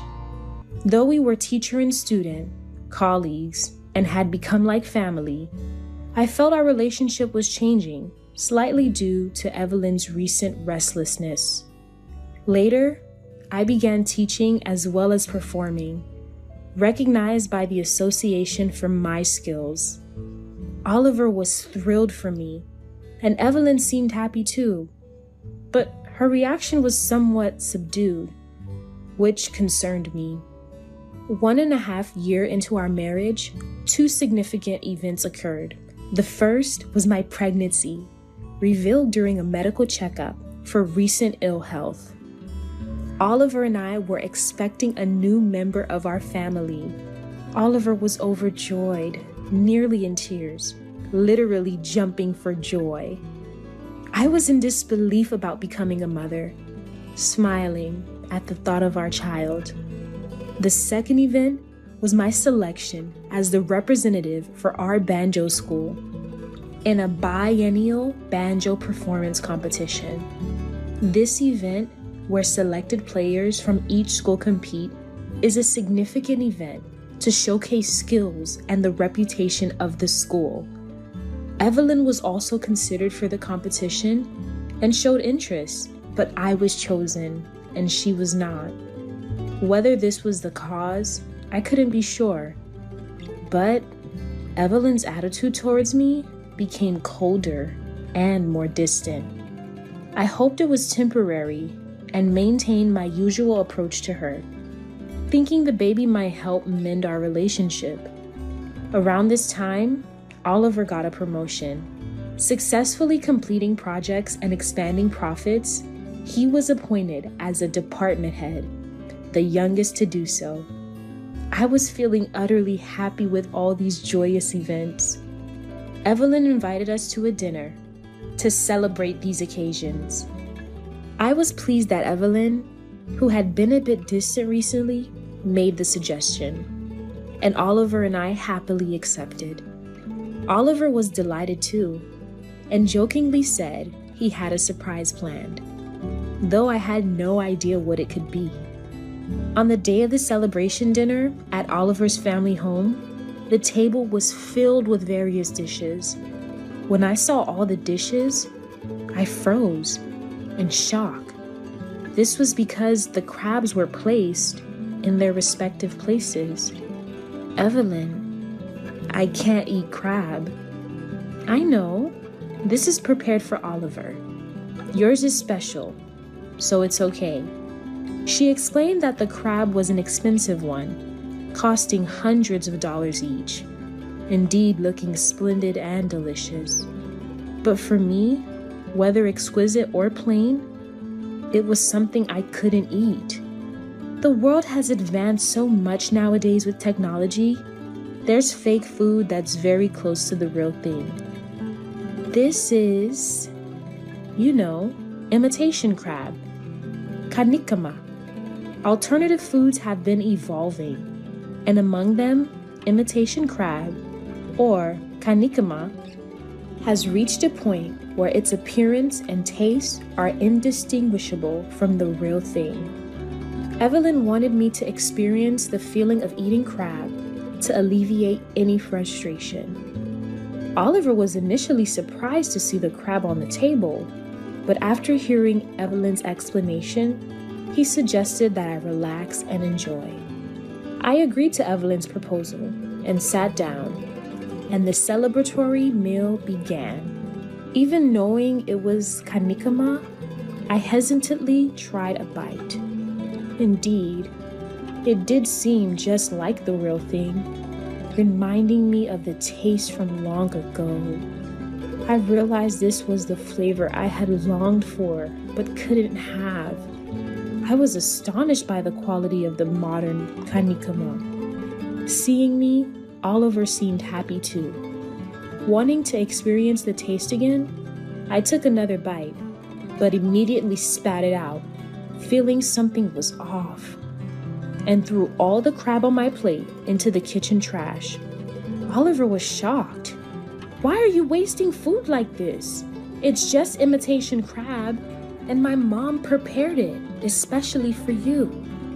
He yelled, but I didn't flinch, knowing my life had been threatened. "This is not kanikama, it's real crab." Oliver, confused, checked the crab in the trash and muttered in realization. He confronted Evelyn, asking what this meant. Evelyn, flustered, repeated excuses like it might have been mistakenly mixed or wasn't clear. After 30 minutes after I first tried the crab, I developed hives and inflammation in my mouth. Clearly, it was an allergenic reaction. I spat it out immediately, yet I'm in this condition. If I had swallowed it, it wouldn't have ended well. Plus, I'm pregnant. What if it had harmed my baby? Evelyn, cornered, began to confess. "I was upset that you were thriving in banjo and selected for the competition while I was left out. I wanted to separate you and Oliver, and with a baby, it would have been much harder. So, I wanted to make you suffer and cause a miscarriage," she admitted. Hearing Evelyn's selfish reasoning, I was trembling with anger and sadness over her betrayal. Oliver was furious at her folly. Then, someone entered the room. It was Jackson. Apparently, he had heard everything from outside. "What you did is akin to attempted murder. There's no excuse for such selfish reasoning." As I was surprised by Jackson's sudden appearance, Oliver explained. "It was supposed to be a celebration, so I invited Dad as a surprise. He was concerned about Mom, and it seemed like a good opportunity." Evelyn, overwhelmed by Jackson's unexpected arrival, collapsed to her knees. Even if she didn't intend it, what she did was life-threatening for me. Jackson, a lawyer, asked if I wanted to press charges. In such a serious case, an immediate arrest would normally follow, but since it wasn't public, my decision as the victim was respected, saying it was legally questionable for him to offer such a choice. He admitted he was unfit as a lawyer. Considering the kindness Evelyn had shown me since middle school and the safety of my baby and me, I declared I wouldn't press charges, but would cut ties with her from that day. It was a decision made without Oliver's agreement, but he nodded in approval. Evelyn just wept. No amount of tears could undo her foolish actions. Under Jackson's watch, Evelyn was to seek rehabilitation. His intention wasn't to supervise her, but to rebuild their relationship. Yet, it ended up this way. Unswayed by emotions, I calmly reported the incident to the association. The leadership, caught off guard by a senior member's misconduct, deliberated and decided to dismiss Evelyn. It was necessary to free Evelyn from her obsession with the banjo. I heard from Jackson, who was keeping an eye on her, that Evelyn was now living modestly, looking for part-time work. The rewards for shrinking one's world by oneself and doing foolish deeds based on wrong thinking have been very great. I then joined the competition. The performance was a little difficult for the contestants, who had to cover their growing bellies, but they performed beautifully and won the competition. I was able to further the name of my school. I intend to continue to pursue the world of banjo, now building a happy and laughing family with my soon-to-be born child was an equally important goal. My name is Amy, a 27-year-old office worker. I just got married half a year ago. I met my husband James at a barbecue party thrown by a couple of colleagues at work. At that party, the colleague had invited her female friends from work, and her boyfriend gathered his friends from college days. Looking back, it seems like it was a setup as a place to meet new people. My family is quite strict. My dad is a company president and enforced strict discipline since I was a child. I even had a curfew until high school. I had never been to parties before and felt shy in large gatherings, especially around many men. That day, I mostly talked with the female friends of my colleague. James was the first one who approached me. Amy, the meat here is ready. You haven't eaten much, have you? Don't be shy here. He said this with a smile, creating an easy-to-talk atmosphere, and we quickly hit it off. Thanks to James, who was great at livening things up, I naturally joined the group and had such a fun day that time flew by. On the way home that day, he asked for my contact information, and the next day, I had a great time yesterday. I'd like to meet just the two of us next time. I received that message. Gathering my courage, I replied, "Me too." Immediately after, the phone rang. Really? I'm so happy. When should we do it? Where do you want to go?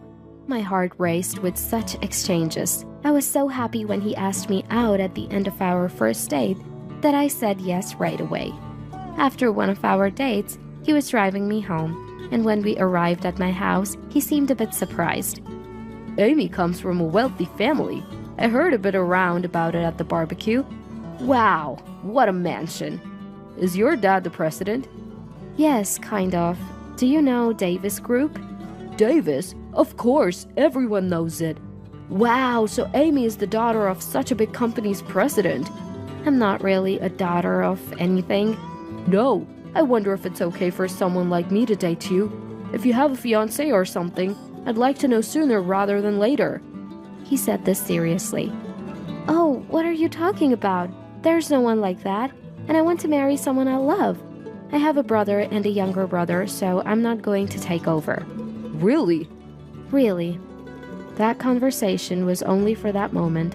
Even after knowing about my family, he didn't change, and our relationship continued smoothly. Then, about a year later, he proposed, and after introducing him to my parents, we got married. He's been kind even after marriage. About a month ago, when Mom told me that Dad wasn't feeling well and was going to be hospitalized for tests, he comforted me, shocked and upset, and suggested we go see him in his car. At that time, the test results hadn't come out yet, and Dad, I'm sorry to worry you. I've just been busy and tired lately, he said with a smile. But that weekend, we were called to gather at my parents' house. My brother's family, my husband and me, and my still single brother. The last time we all gathered like this was at our wedding. A bad feeling crossed my mind, and sadly it came true. Dad had cancer metastasis, and it was already inoperable. No, I was surprised. They said the test results would come in a week, but actually they called me the next day. I got a terminal diagnosis. Dad spoke bravely, with Mom holding back tears beside him. That's so...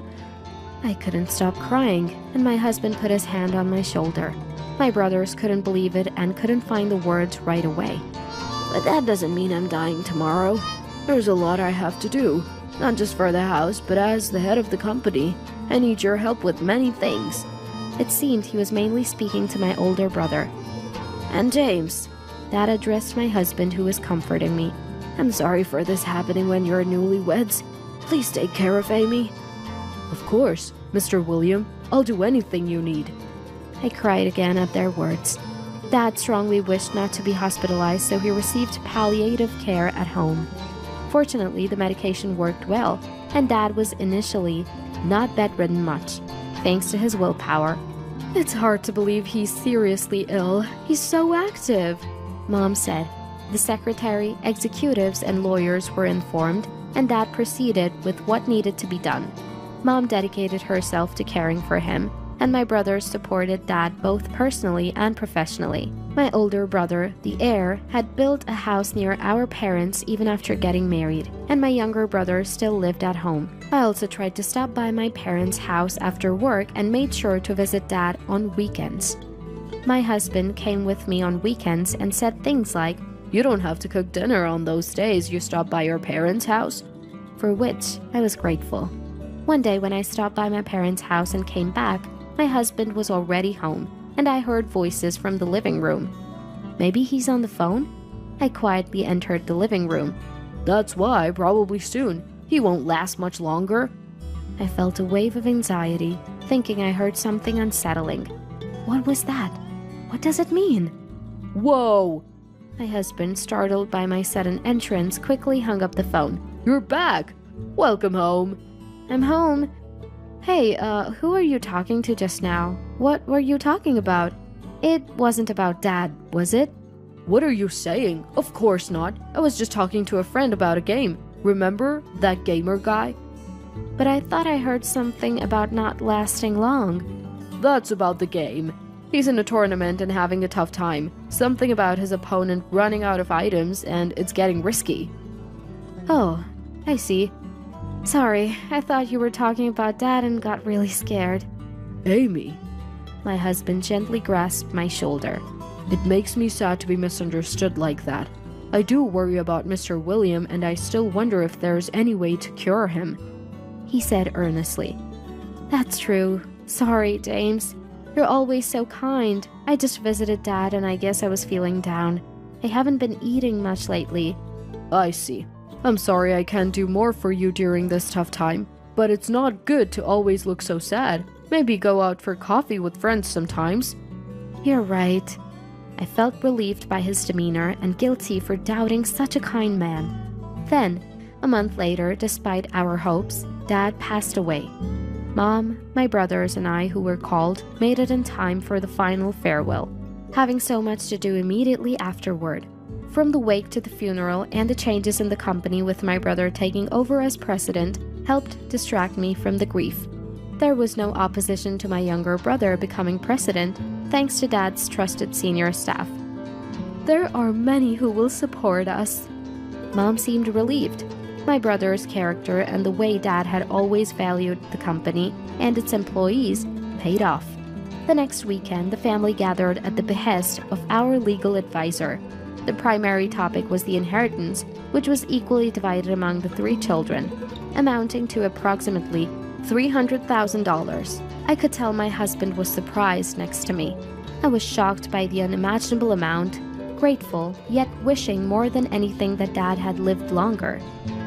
There were discussions about the company's shares and properties, and the rest was to be continued another time. Exhausted from all the difficult conversations, I headed home. I'm going to rest for a bit, I said to my husband and started towards the bedroom. "Yeah, take your time. About the inheritance, since no one objected, is that decided then?" I guess so. Why? "No, just surprised by the large amount. It's daunting." Yeah, it surprised me too. I entered the room, pondering his words. More than expected. I mused vaguely, then dozed off. Waking up, I quietly headed to the living room. Seriously, 300,000. No mistake. Wow, that's huge. No, it's okay. How much I've worked hard and, Oh, she's up. Gotta go. Bye. Who was that? Suppressing my surprise, I asked him, who had been on the phone. "Oh, that's Mom. She was worried about how you're doing, Amy." I see. Well, she said she wants to come over this weekend. There's a new cake shop she wants you to try." Okay, then I'll buy some nice coffee. I smiled and he nodded happily, but a definite suspicion had formed in my mind. The day before mother-in-law Kathy's visit, I stopped by my parents' house. Mom, how are you? Feeling a bit better? Yes, you don't have to come by so often. Olivia is always worried and stops by too. Are you eating well? Olivia is my brother's wife, modest yet firm and compassionate. She had been devoted in caring for Dad and supported Mom during the funeral. I think my brother really married a good person. Yeah, don't worry about me. But actually, I have something I want to discuss. Oh, what's up? There's something that's been bothering me. I started to share my doubts about my husband while drinking the coffee Mom had made. Then, the next Saturday, Kathy came over. She had attended Dad's wake and funeral, and this was the first time we met since then. Amy, I'm so sorry about your dad. I brought some delicious cake to cheer you up a little. Kathy, thank you so much for everything. Please have some coffee. Oh, thank you. As the three of us ate cake, my husband brought up the topic. So, about the inheritance. Yeah? Can you transfer the $300,000 to Mom's account? What? It was a conversation I never expected, and I was momentarily stunned. I don't understand what you mean. That much money? It's too much to handle, right? You're part of our family now, so I think it's best to transfer it to my parents' bank account. What? I couldn't comprehend his words. Are you saying you need to borrow some for a car or something expensive? Haha, borrow? It's our money now, our family's. My husband burst into laughter. Our family. Of course, the family you married into. Your money is our money now. Kathy continued with a smile. I'll manage it properly. You can ask when you need it, but you have your salary, right? Wait a minute. I don't understand. Why does it become Kathy's money even if it's our family's? Well, that's how it is. It's our money now. And of course, Mom's too. This is absurd. What are you saying? Don't worry, your family too. First, we'll build a big multi-generational house. Maybe buy a car. We can afford it with $300,000. James, you're so eager. But yes, we should start on the multi-generational house soon. So, transfer it to Mom's bank account now, okay? Please, Amy. A son's wife's money is our family's money. I was stunned by the true colors of this mother and son. A hope I held was not only crushed but surpassed by their appalling behavior. James, did you marry me for my family's wealth? Huh? I really do love you. It's just that you're a wealthy heiress, Amy. Huh. When I heard you were an heiress and found out about the big company, I decided to marry you right away. That's right. I welcomed it too. James has always cherished you. Cherished me for my family's wealth? Don't make such a scary face. Once you are married, you're part of the husband's family, so it's natural to hand over the wealth, right? Lucky he got sick so soon. I was shocked. I thought we'd get a lot in the future, but never expected him to go to heaven so soon. What a terrible thing to say. You were hoping for Dad to pass away? I couldn't stop trembling. He got cancer on his own. If he can't be saved, it can't be helped. We just prayed for him to be at peace soon. Yes, it's better for him to pass away quickly and leave the inheritance to his children. That's what Dad would have wanted. James had always seemed to cherish me. So when I heard those unbelievable words on the phone, I thought it was a misunderstanding. It was all an act, I realized. Looking back, I had a seed of doubt. But I thought it was natural to be excited about marrying into a wealthy family and expecting some luxuries. But this was beyond that. Unforgivable. These despicable people. Containing my rising anger, I said, "First of all, the money hasn't even been deposited into my bank account yet. It will take about another week for the procedures. I can't transfer it." Said, What a shame. I thought it had already been deposited. Hurry it up, will you? Well, Amy seems to understand our point. Once the money is in, just give it to me and leave the rest to me. Yeah, I'll give you Mom's bank account details later so you can transfer it right away. Saying this, my husband, whom I no longer wanted to call as such, James, tried to put his arm around me. I slipped away from his grasp and managed to stay calm. Please come back next week. When I said that, Kathy replied, Okay, I will. And she left with a smile. Then the day came. The day to let this despicable, greedy mother and son know what they deserve. As soon as they entered the house and sat down, Kathy immediately started talking. Amy, did you get the $300,000? Did you transfer it to my bank account yet? Let's go out for steaks tonight to celebrate. Oh, that's great. With $300,000 coming in, I'll treat you tonight, James. They were both in a good mood. Naturally, since they think they're about to get $300,000, unaware that everything is about to be turned upside down. Then, I have something to report, I said, smiling calmly. I've completed the renunciation of inheritance. What? Their voices perfectly in sync, just like a parent and child. Their expressions, eyes wide open, were identical. What did you say? Renounce the inheritance? Yes, I have renounced it. Don't joke around. Who would do such a stupid thing? Right. Who in the world would willingly give up $300,000? Well, normally people renounce inheritance when it's mostly debt. Exactly. It's absurd not to inherit when there's no debt. Kathy was screaming, her face contorted with rage. Didn't you know? It's not uncommon for business owners to choose renunciation to pass their assets to a specific heir, especially for a long-term stable management. What? How could you? They seemed lost for words. It's not surprising. This greedy duo couldn't fathom the idea of giving away money. In our case, it's my brother who had to take over Dad's position so soon. I plan to support him as his sister. That's foolish. You're being deceived, Amy. By your brother and his wife.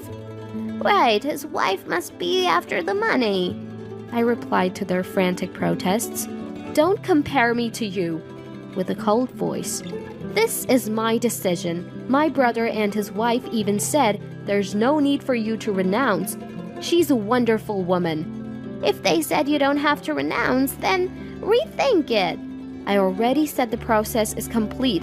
The $300,000 won't come to me. This is, I won't give anything to a husband and his family who rejoice in the misfortune of my own family. Kathy, pale next to my husband, suddenly looked up. Incredible. No inheritance? James, we need a divorce. We'll claim compensation in the divorce case.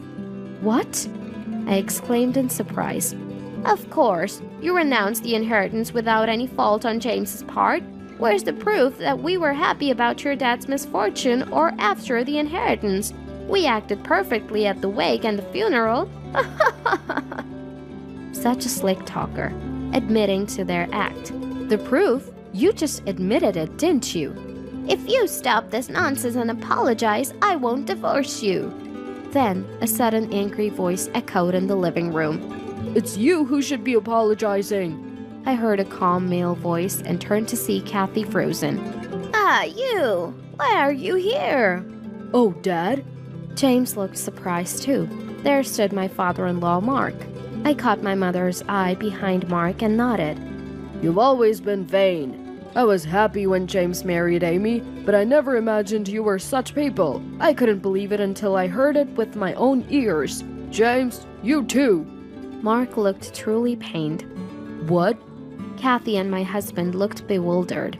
Last week you came here to ask Amy for the inheritance. I heard the whole conversation. What?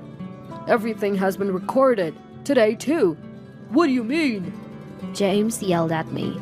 You panicked a few times when I overheard your phone calls. You thought you had fooled me, but I won't be deceived that easily.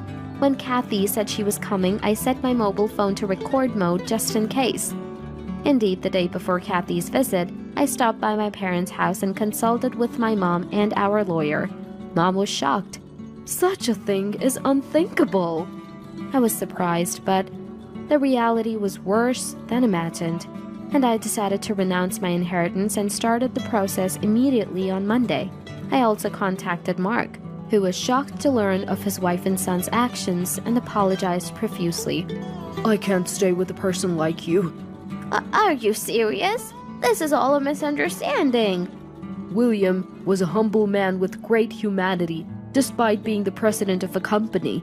I was proud to be his family and friend, but now I'm deeply ashamed and sorry. Mark deeply apologized to me. Amy, I'm truly sorry. You can divorce immediately, and I won't allow any nonsense about compensation in the divorce case. Hey, Dad! Shut up! Don't say another word, you disgrace! If you have a complaint, let's show today's and the other day's recordings to your colleagues and all our relatives. Ah! Mark stole the final cool moment. But it's okay. When I talked with my mom, Mark genuinely cried, regretting Dad's loss. To James and Kathy, who stood with their mouths open, unable to speak, I said, "That's how it is. Please leave." A month later, James and I divorced. The news spread through the couple who introduced us, and James lost his friends. He was also transferred to a small sales office far away. James's parents divorced too. Kathy, who had freely spent Mark's money on brands and dining, had no choice but to agree to the divorce when asked to return the money she had spent. Couldn't she have offered to work part-time and not divorce? Her refusal to mend her ways and reconcile with Mark shows Kathy's true character. Well, it's no longer my concern. Mark came to our house to apologize again and asked to visit Dad's grave on their anniversary of his death. Mom and I, of course, agreed. The inheritance I relinquished is being used as funds for the company. Mom, my brother, even my younger brother offered to share their inheritance or redistribute it, which made me laugh. Having such a family is enough for me. Dad, I wasn't wrong, was I? After moving out of the apartment I shared with James, I returned to my parents' house and spoke to my dad's portrait. It seemed like he smiled in the photo, and tears fell from my eyes. Enough! I'm just an unwanted child anyway. A young girl screams with all her might, longing for her mother's true love. What is a family really? As I ponder this eternal question, I hold the crying girl in my arms. My name is Emily. I became pregnant for the first time at 32. My husband Kenneth is 35 and has a child from a previous marriage. This is my first marriage, but Kenneth's second. He has a daughter with his ex-wife, Rosie. Rosie's infidelity was the cause of the divorce. Kenneth wanted to take his daughter, but she, only 2 at the time, adamantly refused to leave Rosie. Reluctantly, Kenneth let her go, as Rosie promised to take care of her. 5 years after the divorce, Kenneth still pays child support, but has never seen his daughter. I met Kenneth 4 years ago. We married a year after dating, and soon conceived. I'd be lying if I said I wasn't concerned about Rosie's child, but I harbored no negative thoughts. Instead, I felt sorry for Kenneth, unable to see his child. Before my pregnancy, I hadn't thought much about children. However, carrying a new life made me realize the pain of being separated from one's child. The mere thought of being apart from a newborn is terrifying. Maybe I'm slowly gaining a sense of parenthood. One day, while walking with Kenneth after a prenatal checkup, he suddenly exclaimed, "Ah!" he exclaimed. In front of us was a couple, arms linked. "Wow, long time no see," the woman said to Kenneth. "You too. Wait, isn't Stephanie with you?" I recognized the name. This woman was Kenneth's ex-wife, and Stephanie, their daughter. Despite living in the same city, their encounter left me speechless. Stephanie? Isn't she at home? She seemed indifferent about her daughter, out on a date with a man, possibly her boyfriend or husband. What's with that tone? You should know where your child is. She's in elementary school. She can stay home alone. She's only a first grader. Alone at home? Don't meddle in other people's business. Stephanie is my daughter. Sure. Keep paying the child support, okay? Hey! Ignoring an angry Kenneth, she and the man quickly left. A few days later, while shopping alone, I saw a familiar woman approaching. Perfect timing. I was about to go to your house. Here, take this. She thrust a young girl with a school bag in front of me. Her daughter, Kenneth's Stephanie. She must have learned our address through Kenneth. What I thought was coincidence wasn't. I'll be away for a while. Can you look after her? Wait a minute. Before I could respond, she disappeared. How fast? Left with Stephanie, I suggested. Let's go home. I couldn't leave her there. She was expressionless, silent, and immobile. Finally looking at me. I know I might not be perfect, but please take good care of me, she said politely. A first grader? Really? Confused, I let her roam. I'm so sorry. I gave Rosie a piece of my mind. Kenneth apologized when he returned from work. It's okay. We can't leave a small child alone. I understand. It's unclear what Stephanie thought of her father, but she quietly read her book. A very well-behaved, quiet girl. That was her first impression. Odd for a first grader not to miss her mother after a few hours, yet she said nothing until Kenneth got home. Want some snacks? Or, how about watching some anime? I tried to engage her. Don't worry about me. But all I got was, do you enjoy school? What's your favorite food? When I asked. Nothing in particular, she simply replied. Eventually, we both fell silent. It was incredibly awkward. That woman, she's off on a week-long trip with her new boyfriend, not even thinking about where to leave the child. It's just terrible.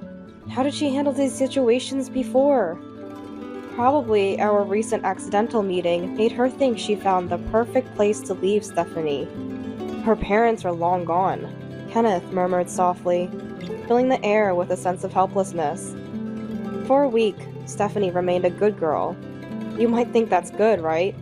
No, I think it's not good at all. She's a child, right? Still a first grader. Isn't this the age to be a bit troublesome? In the end, she stayed good, and the week ended with an awkward silence. Then the day came for Kenneth's ex-wife to pick her up. On that Sunday morning, Stephanie seemed unusually restless. Mommy, is she coming? She's still a child, missing her mother. Just as I was thinking this. What? You said your wife was there, right? Listen, my wife is pregnant and can't manage everything. You know that, right? Think about Stephanie's feelings, waiting eagerly for you. Kenneth's angry voice echoed. Stephanie looked out the darkening window with sad eyes. Her mother didn't come to pick her up at the agreed time. When Kenneth called her, she must have said something came up. Kenneth was furious. No pickup time for Stephanie today. Keep your promises! It's cruel, isn't it? Hey! Hey! You're kidding me! She hung up. Kenneth stood stunned after being abruptly cut off. Stephanie, how do I explain this? As I reached to touch her shoulder, she slapped my hand away. Stephanie? It's fine. What? It's fine! I'm just an unwanted child anyway. Stephanie, wait! Mommy always does this. Always choosing men over me. Always coming home late. Never cooking. Always just fast food from the grocery store. Just bread for school trips. Never coming to classroom observations. And she won't come to the upcoming sports day either. Stephanie. Tears overflowed her eyes. Am I unwanted? Am I just a nuisance to Mommy? I kept my promise. I was good. But Mommy. Stephanie. Unable to hear more, I hugged her tightly. At that moment, he probably couldn't hold back anymore. Stephanie burst into tears. She must have been holding back all this while, believing that being good would make her mother care. There were no unnatural injuries or shabby clothes on Stephanie. Her mother provided care, in a sense. But what a young child needs most is love. A tight hug, a gentle stroke on the head, to be told, I love you, you're precious. That's what she never received from her mother. Stephanie! Kenneth couldn't help but embrace her too. Dad! Their relationship had been awkward all week. A father and daughter, connected by blood, looking alike, but between them lay a thick wall, built over the long months of not being able to meet. However, the moment Kenneth hugged Stephanie, it felt like the wall between them crumbled. For a while, the three of us continued to embrace and cry. Eventually, her mother came to pick her up, but not until another week had passed. A month after Stephanie returned to her previous life with her mother. I want to take Stephanie back. Kenneth spoke to me with a serious expression. It's okay, I immediately replied. Are you sure about deciding so quickly? What are you talking about? I've thought a lot over this month. If you hadn't brought it up, I would have suggested it. Really? Yes. After all, Stephanie is your daughter. Your beloved daughter. And she's going to be the big sister to our baby. I rubbed my swollen belly. At that moment, as if agreeing, the baby inside kicked. Overwhelmed with happiness, I looked at Kenneth. She needs a family that loves her. Not just someone who lives with her and feeds her. She needs a real family. Emily, let's go get her. Our precious Stephanie. Thank you. Honestly, I still don't feel like Stephanie is my daughter, but she must feel the same. To her, that woman is her only mother, and she can't see me as a parent. That's okay. Better than leaving her with that woman. I can't bear to see her cry like that again. It doesn't have to be a mother-daughter relationship. Family doesn't have to be just that. That's what I want to believe. But we shouldn't force her. We need to talk to Stephanie first and understand her feelings. Yes, her feelings are what matter most. Thank you. It's something I can't do. Dad, you should do it. Of course. I'll also consult a lawyer to make sure we can get custody without any issues. Please do. And so, we began preparing to welcome Stephanie. But things moved unexpectedly fast. Starting with Stephanie's sudden appearance at our house. One day, returning from a baby checkup, I found someone sitting in front of our house. It was Stephanie. What happened? Mommy? She burst into tears. Her hands were incredibly cold. How long had she been sitting there? Seeing Kenneth rush home early after my call, she cried again. After she cried herself to sleep, Kenneth called Rosie. What? You don't want her anymore? What does that mean? Rosie's voice came through Kenneth's phone on speaker mode. So my current boyfriend doesn't like kids. I can't keep her here. Just don't let the man into the house. He wants to live together, but I can't just abandon Stephanie, right? I don't want to be accused of being cruel to my child. Leaving her outside our house is cruel enough. What can I do? I just delivered her to her father's house. She's your Stephanie, you raise her. Fine. I get it. I'll raise Stephanie with all my love. She'll never go back to you. Is that what you want? That's what I'm saying. Oh, and I can't pay child support. I have no income. I don't expect anything from you. I'll see a lawyer tomorrow to start the process of changing custody, so make sure you cooperate. Okay. My boyfriend is calling. Bye! With a flippant reply, she ended the call. A long silence followed, broken only by Kenneth's deep sigh. I'm sorry. Don't apologize to me. Right, I'll check on Stephanie. Please stay with her. Emily? Yes? Thank you. I returned Kenneth's tired smile with my own. I didn't know what would happen, but just like the child in my belly, I was determined to protect Stephanie too. That decision, however, didn't make the sudden start of parenting easy. I hate this! I don't want it! I won't eat it! Don't talk to me! The complete opposite of her previous visit, Stephanie was now a difficult child. Probably due to the anxiety of being away from her mother.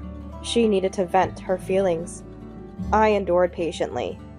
You can't throw things just because you hate them. Everything has life. You won't grow if you don't eat.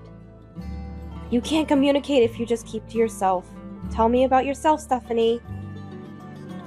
Gradually, as I continued to interact without faltering, her attitude began to change. As my due date approached and I was rubbing my growing belly, Stephanie hesitantly came closer. Seeming curious about my belly, I asked her, "Do you want to touch it?" "Can I?" "Of course. Just gently." "Yes." With blushing cheeks, Stephanie gently touched my belly. At that moment, "Ah!" The baby kicked. It's saying it can't wait to play with you. Did it kick because I touched? Is the baby mad at me? No, not at all. It's saying it's excited to have you as a big sister. Big sister? Yes, Stephanie, you are this baby's big sister. Really? I'm a big sister. Although she wasn't blood related to me, she indeed was the baby's big sister. That thought felt strange to both of us, and we shared a smile. It was the first time she truly smiled from her heart. Soon after, our son, Theo, was born. As a first-time mother, I was extremely cautious with the newborn. Kenneth, too, was gingerly holding the baby, his touch hesitant after so long. Stephanie was astonished by the presence of a baby, a brother, and the innocent face of the sleeping infant. Our strange relationship, no doubt, looked like a real family to anyone. Over 10 years have passed since we welcomed Stephanie into our family. Now, close to graduating high school, Stephanie has finally grown out of her rebellious phase. These days, it's Theo who's more troublesome. One day, Kenneth received a call from Rosie, his ex-wife, after more than a decade of estrangement. What could it be? I was worried. After the call, Kenneth summoned Stephanie and me to the living room. Rosie wants to see Stephanie. What? Why now? Apparently, Rosie is alone now. She must be lonely. Always so selfish. Kenneth spat out angrily, raw emotion in his voice. I felt the same. After all these years of ignoring Stephanie, not even trying to see her, but the decision to meet or not was Stephanie's. Kenneth and I looked at her. Stephanie, it's your decision. To Kenneth's question. I want to see Mommy, she said. I see. But just to meet. I don't want to live with her. I momentarily thought she couldn't forget her biological mother, but her next words surprised me. My place is here, with Dad, Emily, and Theo. Here. Only. Stephanie. But still, Mommy is Mommy. Please understand my desire to see her. Of course. She has grown up, become an adult. I was moved to tears by her ability to express her feelings so clearly. Stephanie calls me by my name. I'd be lying if I said it didn't bother me, but I don't wish for her to call me anything else. In any form, we are a family. That was enough for me. And then, Stephanie went to meet Rosie. She planned to stay for a few days during the long weekend. I was worried. What if meeting Rosie made her feel that she preferred her real mother? What if she wanted to live with her? I had no right to stop her, but I feared Stephanie might get hurt. My only wish was that she wouldn't be hurt, or end up in tears. But Stephanie came back to our house. She returned the same day, even though she was supposed to stay over. What happened? Kenneth and I were surprised. She told us, I met Mommy. We talked about a lot. Her conversation with Rosie went like this. You've grown so much. Well, it's been over 10 years. What will you do after graduating high school? I'm going to college. Wow. Then you'll get a good job, won't you? I've decided what I want to do, and I'll work hard to achieve it. Amazing. Just like my daughter. Stephanie gave a wry smile, but Rosie didn't notice. You must have been uncomfortable living with a woman who's not your real parent. That's not true. Emily was very kind. The packed lunches for school trips were delicious. We even ran in the parents' relay at the sports day. She always came to classroom observations. It must be nice to have so much free time. Rosie laughed mockingly, and Stephanie couldn't overlook it. That's not fair. You never did anything for me. Mommy was very busy. You weren't working, were you? Well, I managed the child support from Dad. Huh? That stopped when you went to live with Dad. I've been struggling. And now I don't have a boyfriend, so I'm totally out of money. But if you live with me, it'll be fine. Huh? If you take up part-time jobs, we'll manage. You can work hard, right? What are you saying? I'm not living with you. Stephanie said with quiet anger. I came today to put an end to things. I've always wanted to tell you something. What is it? Thank you for raising me until elementary school. So you're going to repay the favor? Wait, listen to the whole story. And thank you for leaving me with Dad and Emily. They loved me very much. Emily gave me the love you never did. An overflowing love. That? Rosie was speechless, her body rigid. Family can be formed without blood ties. That's what I learned. My family is only those people.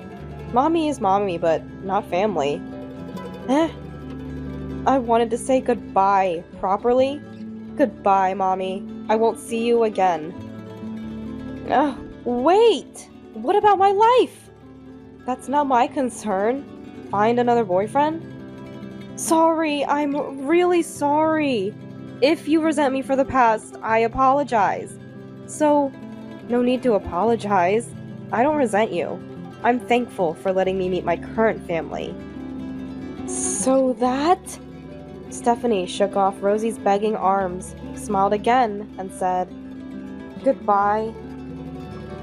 So, she parted from her mother. Is that okay?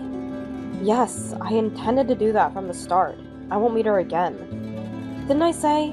My place is here. My family is everyone here. Dad, Theo, and Mom. Huh?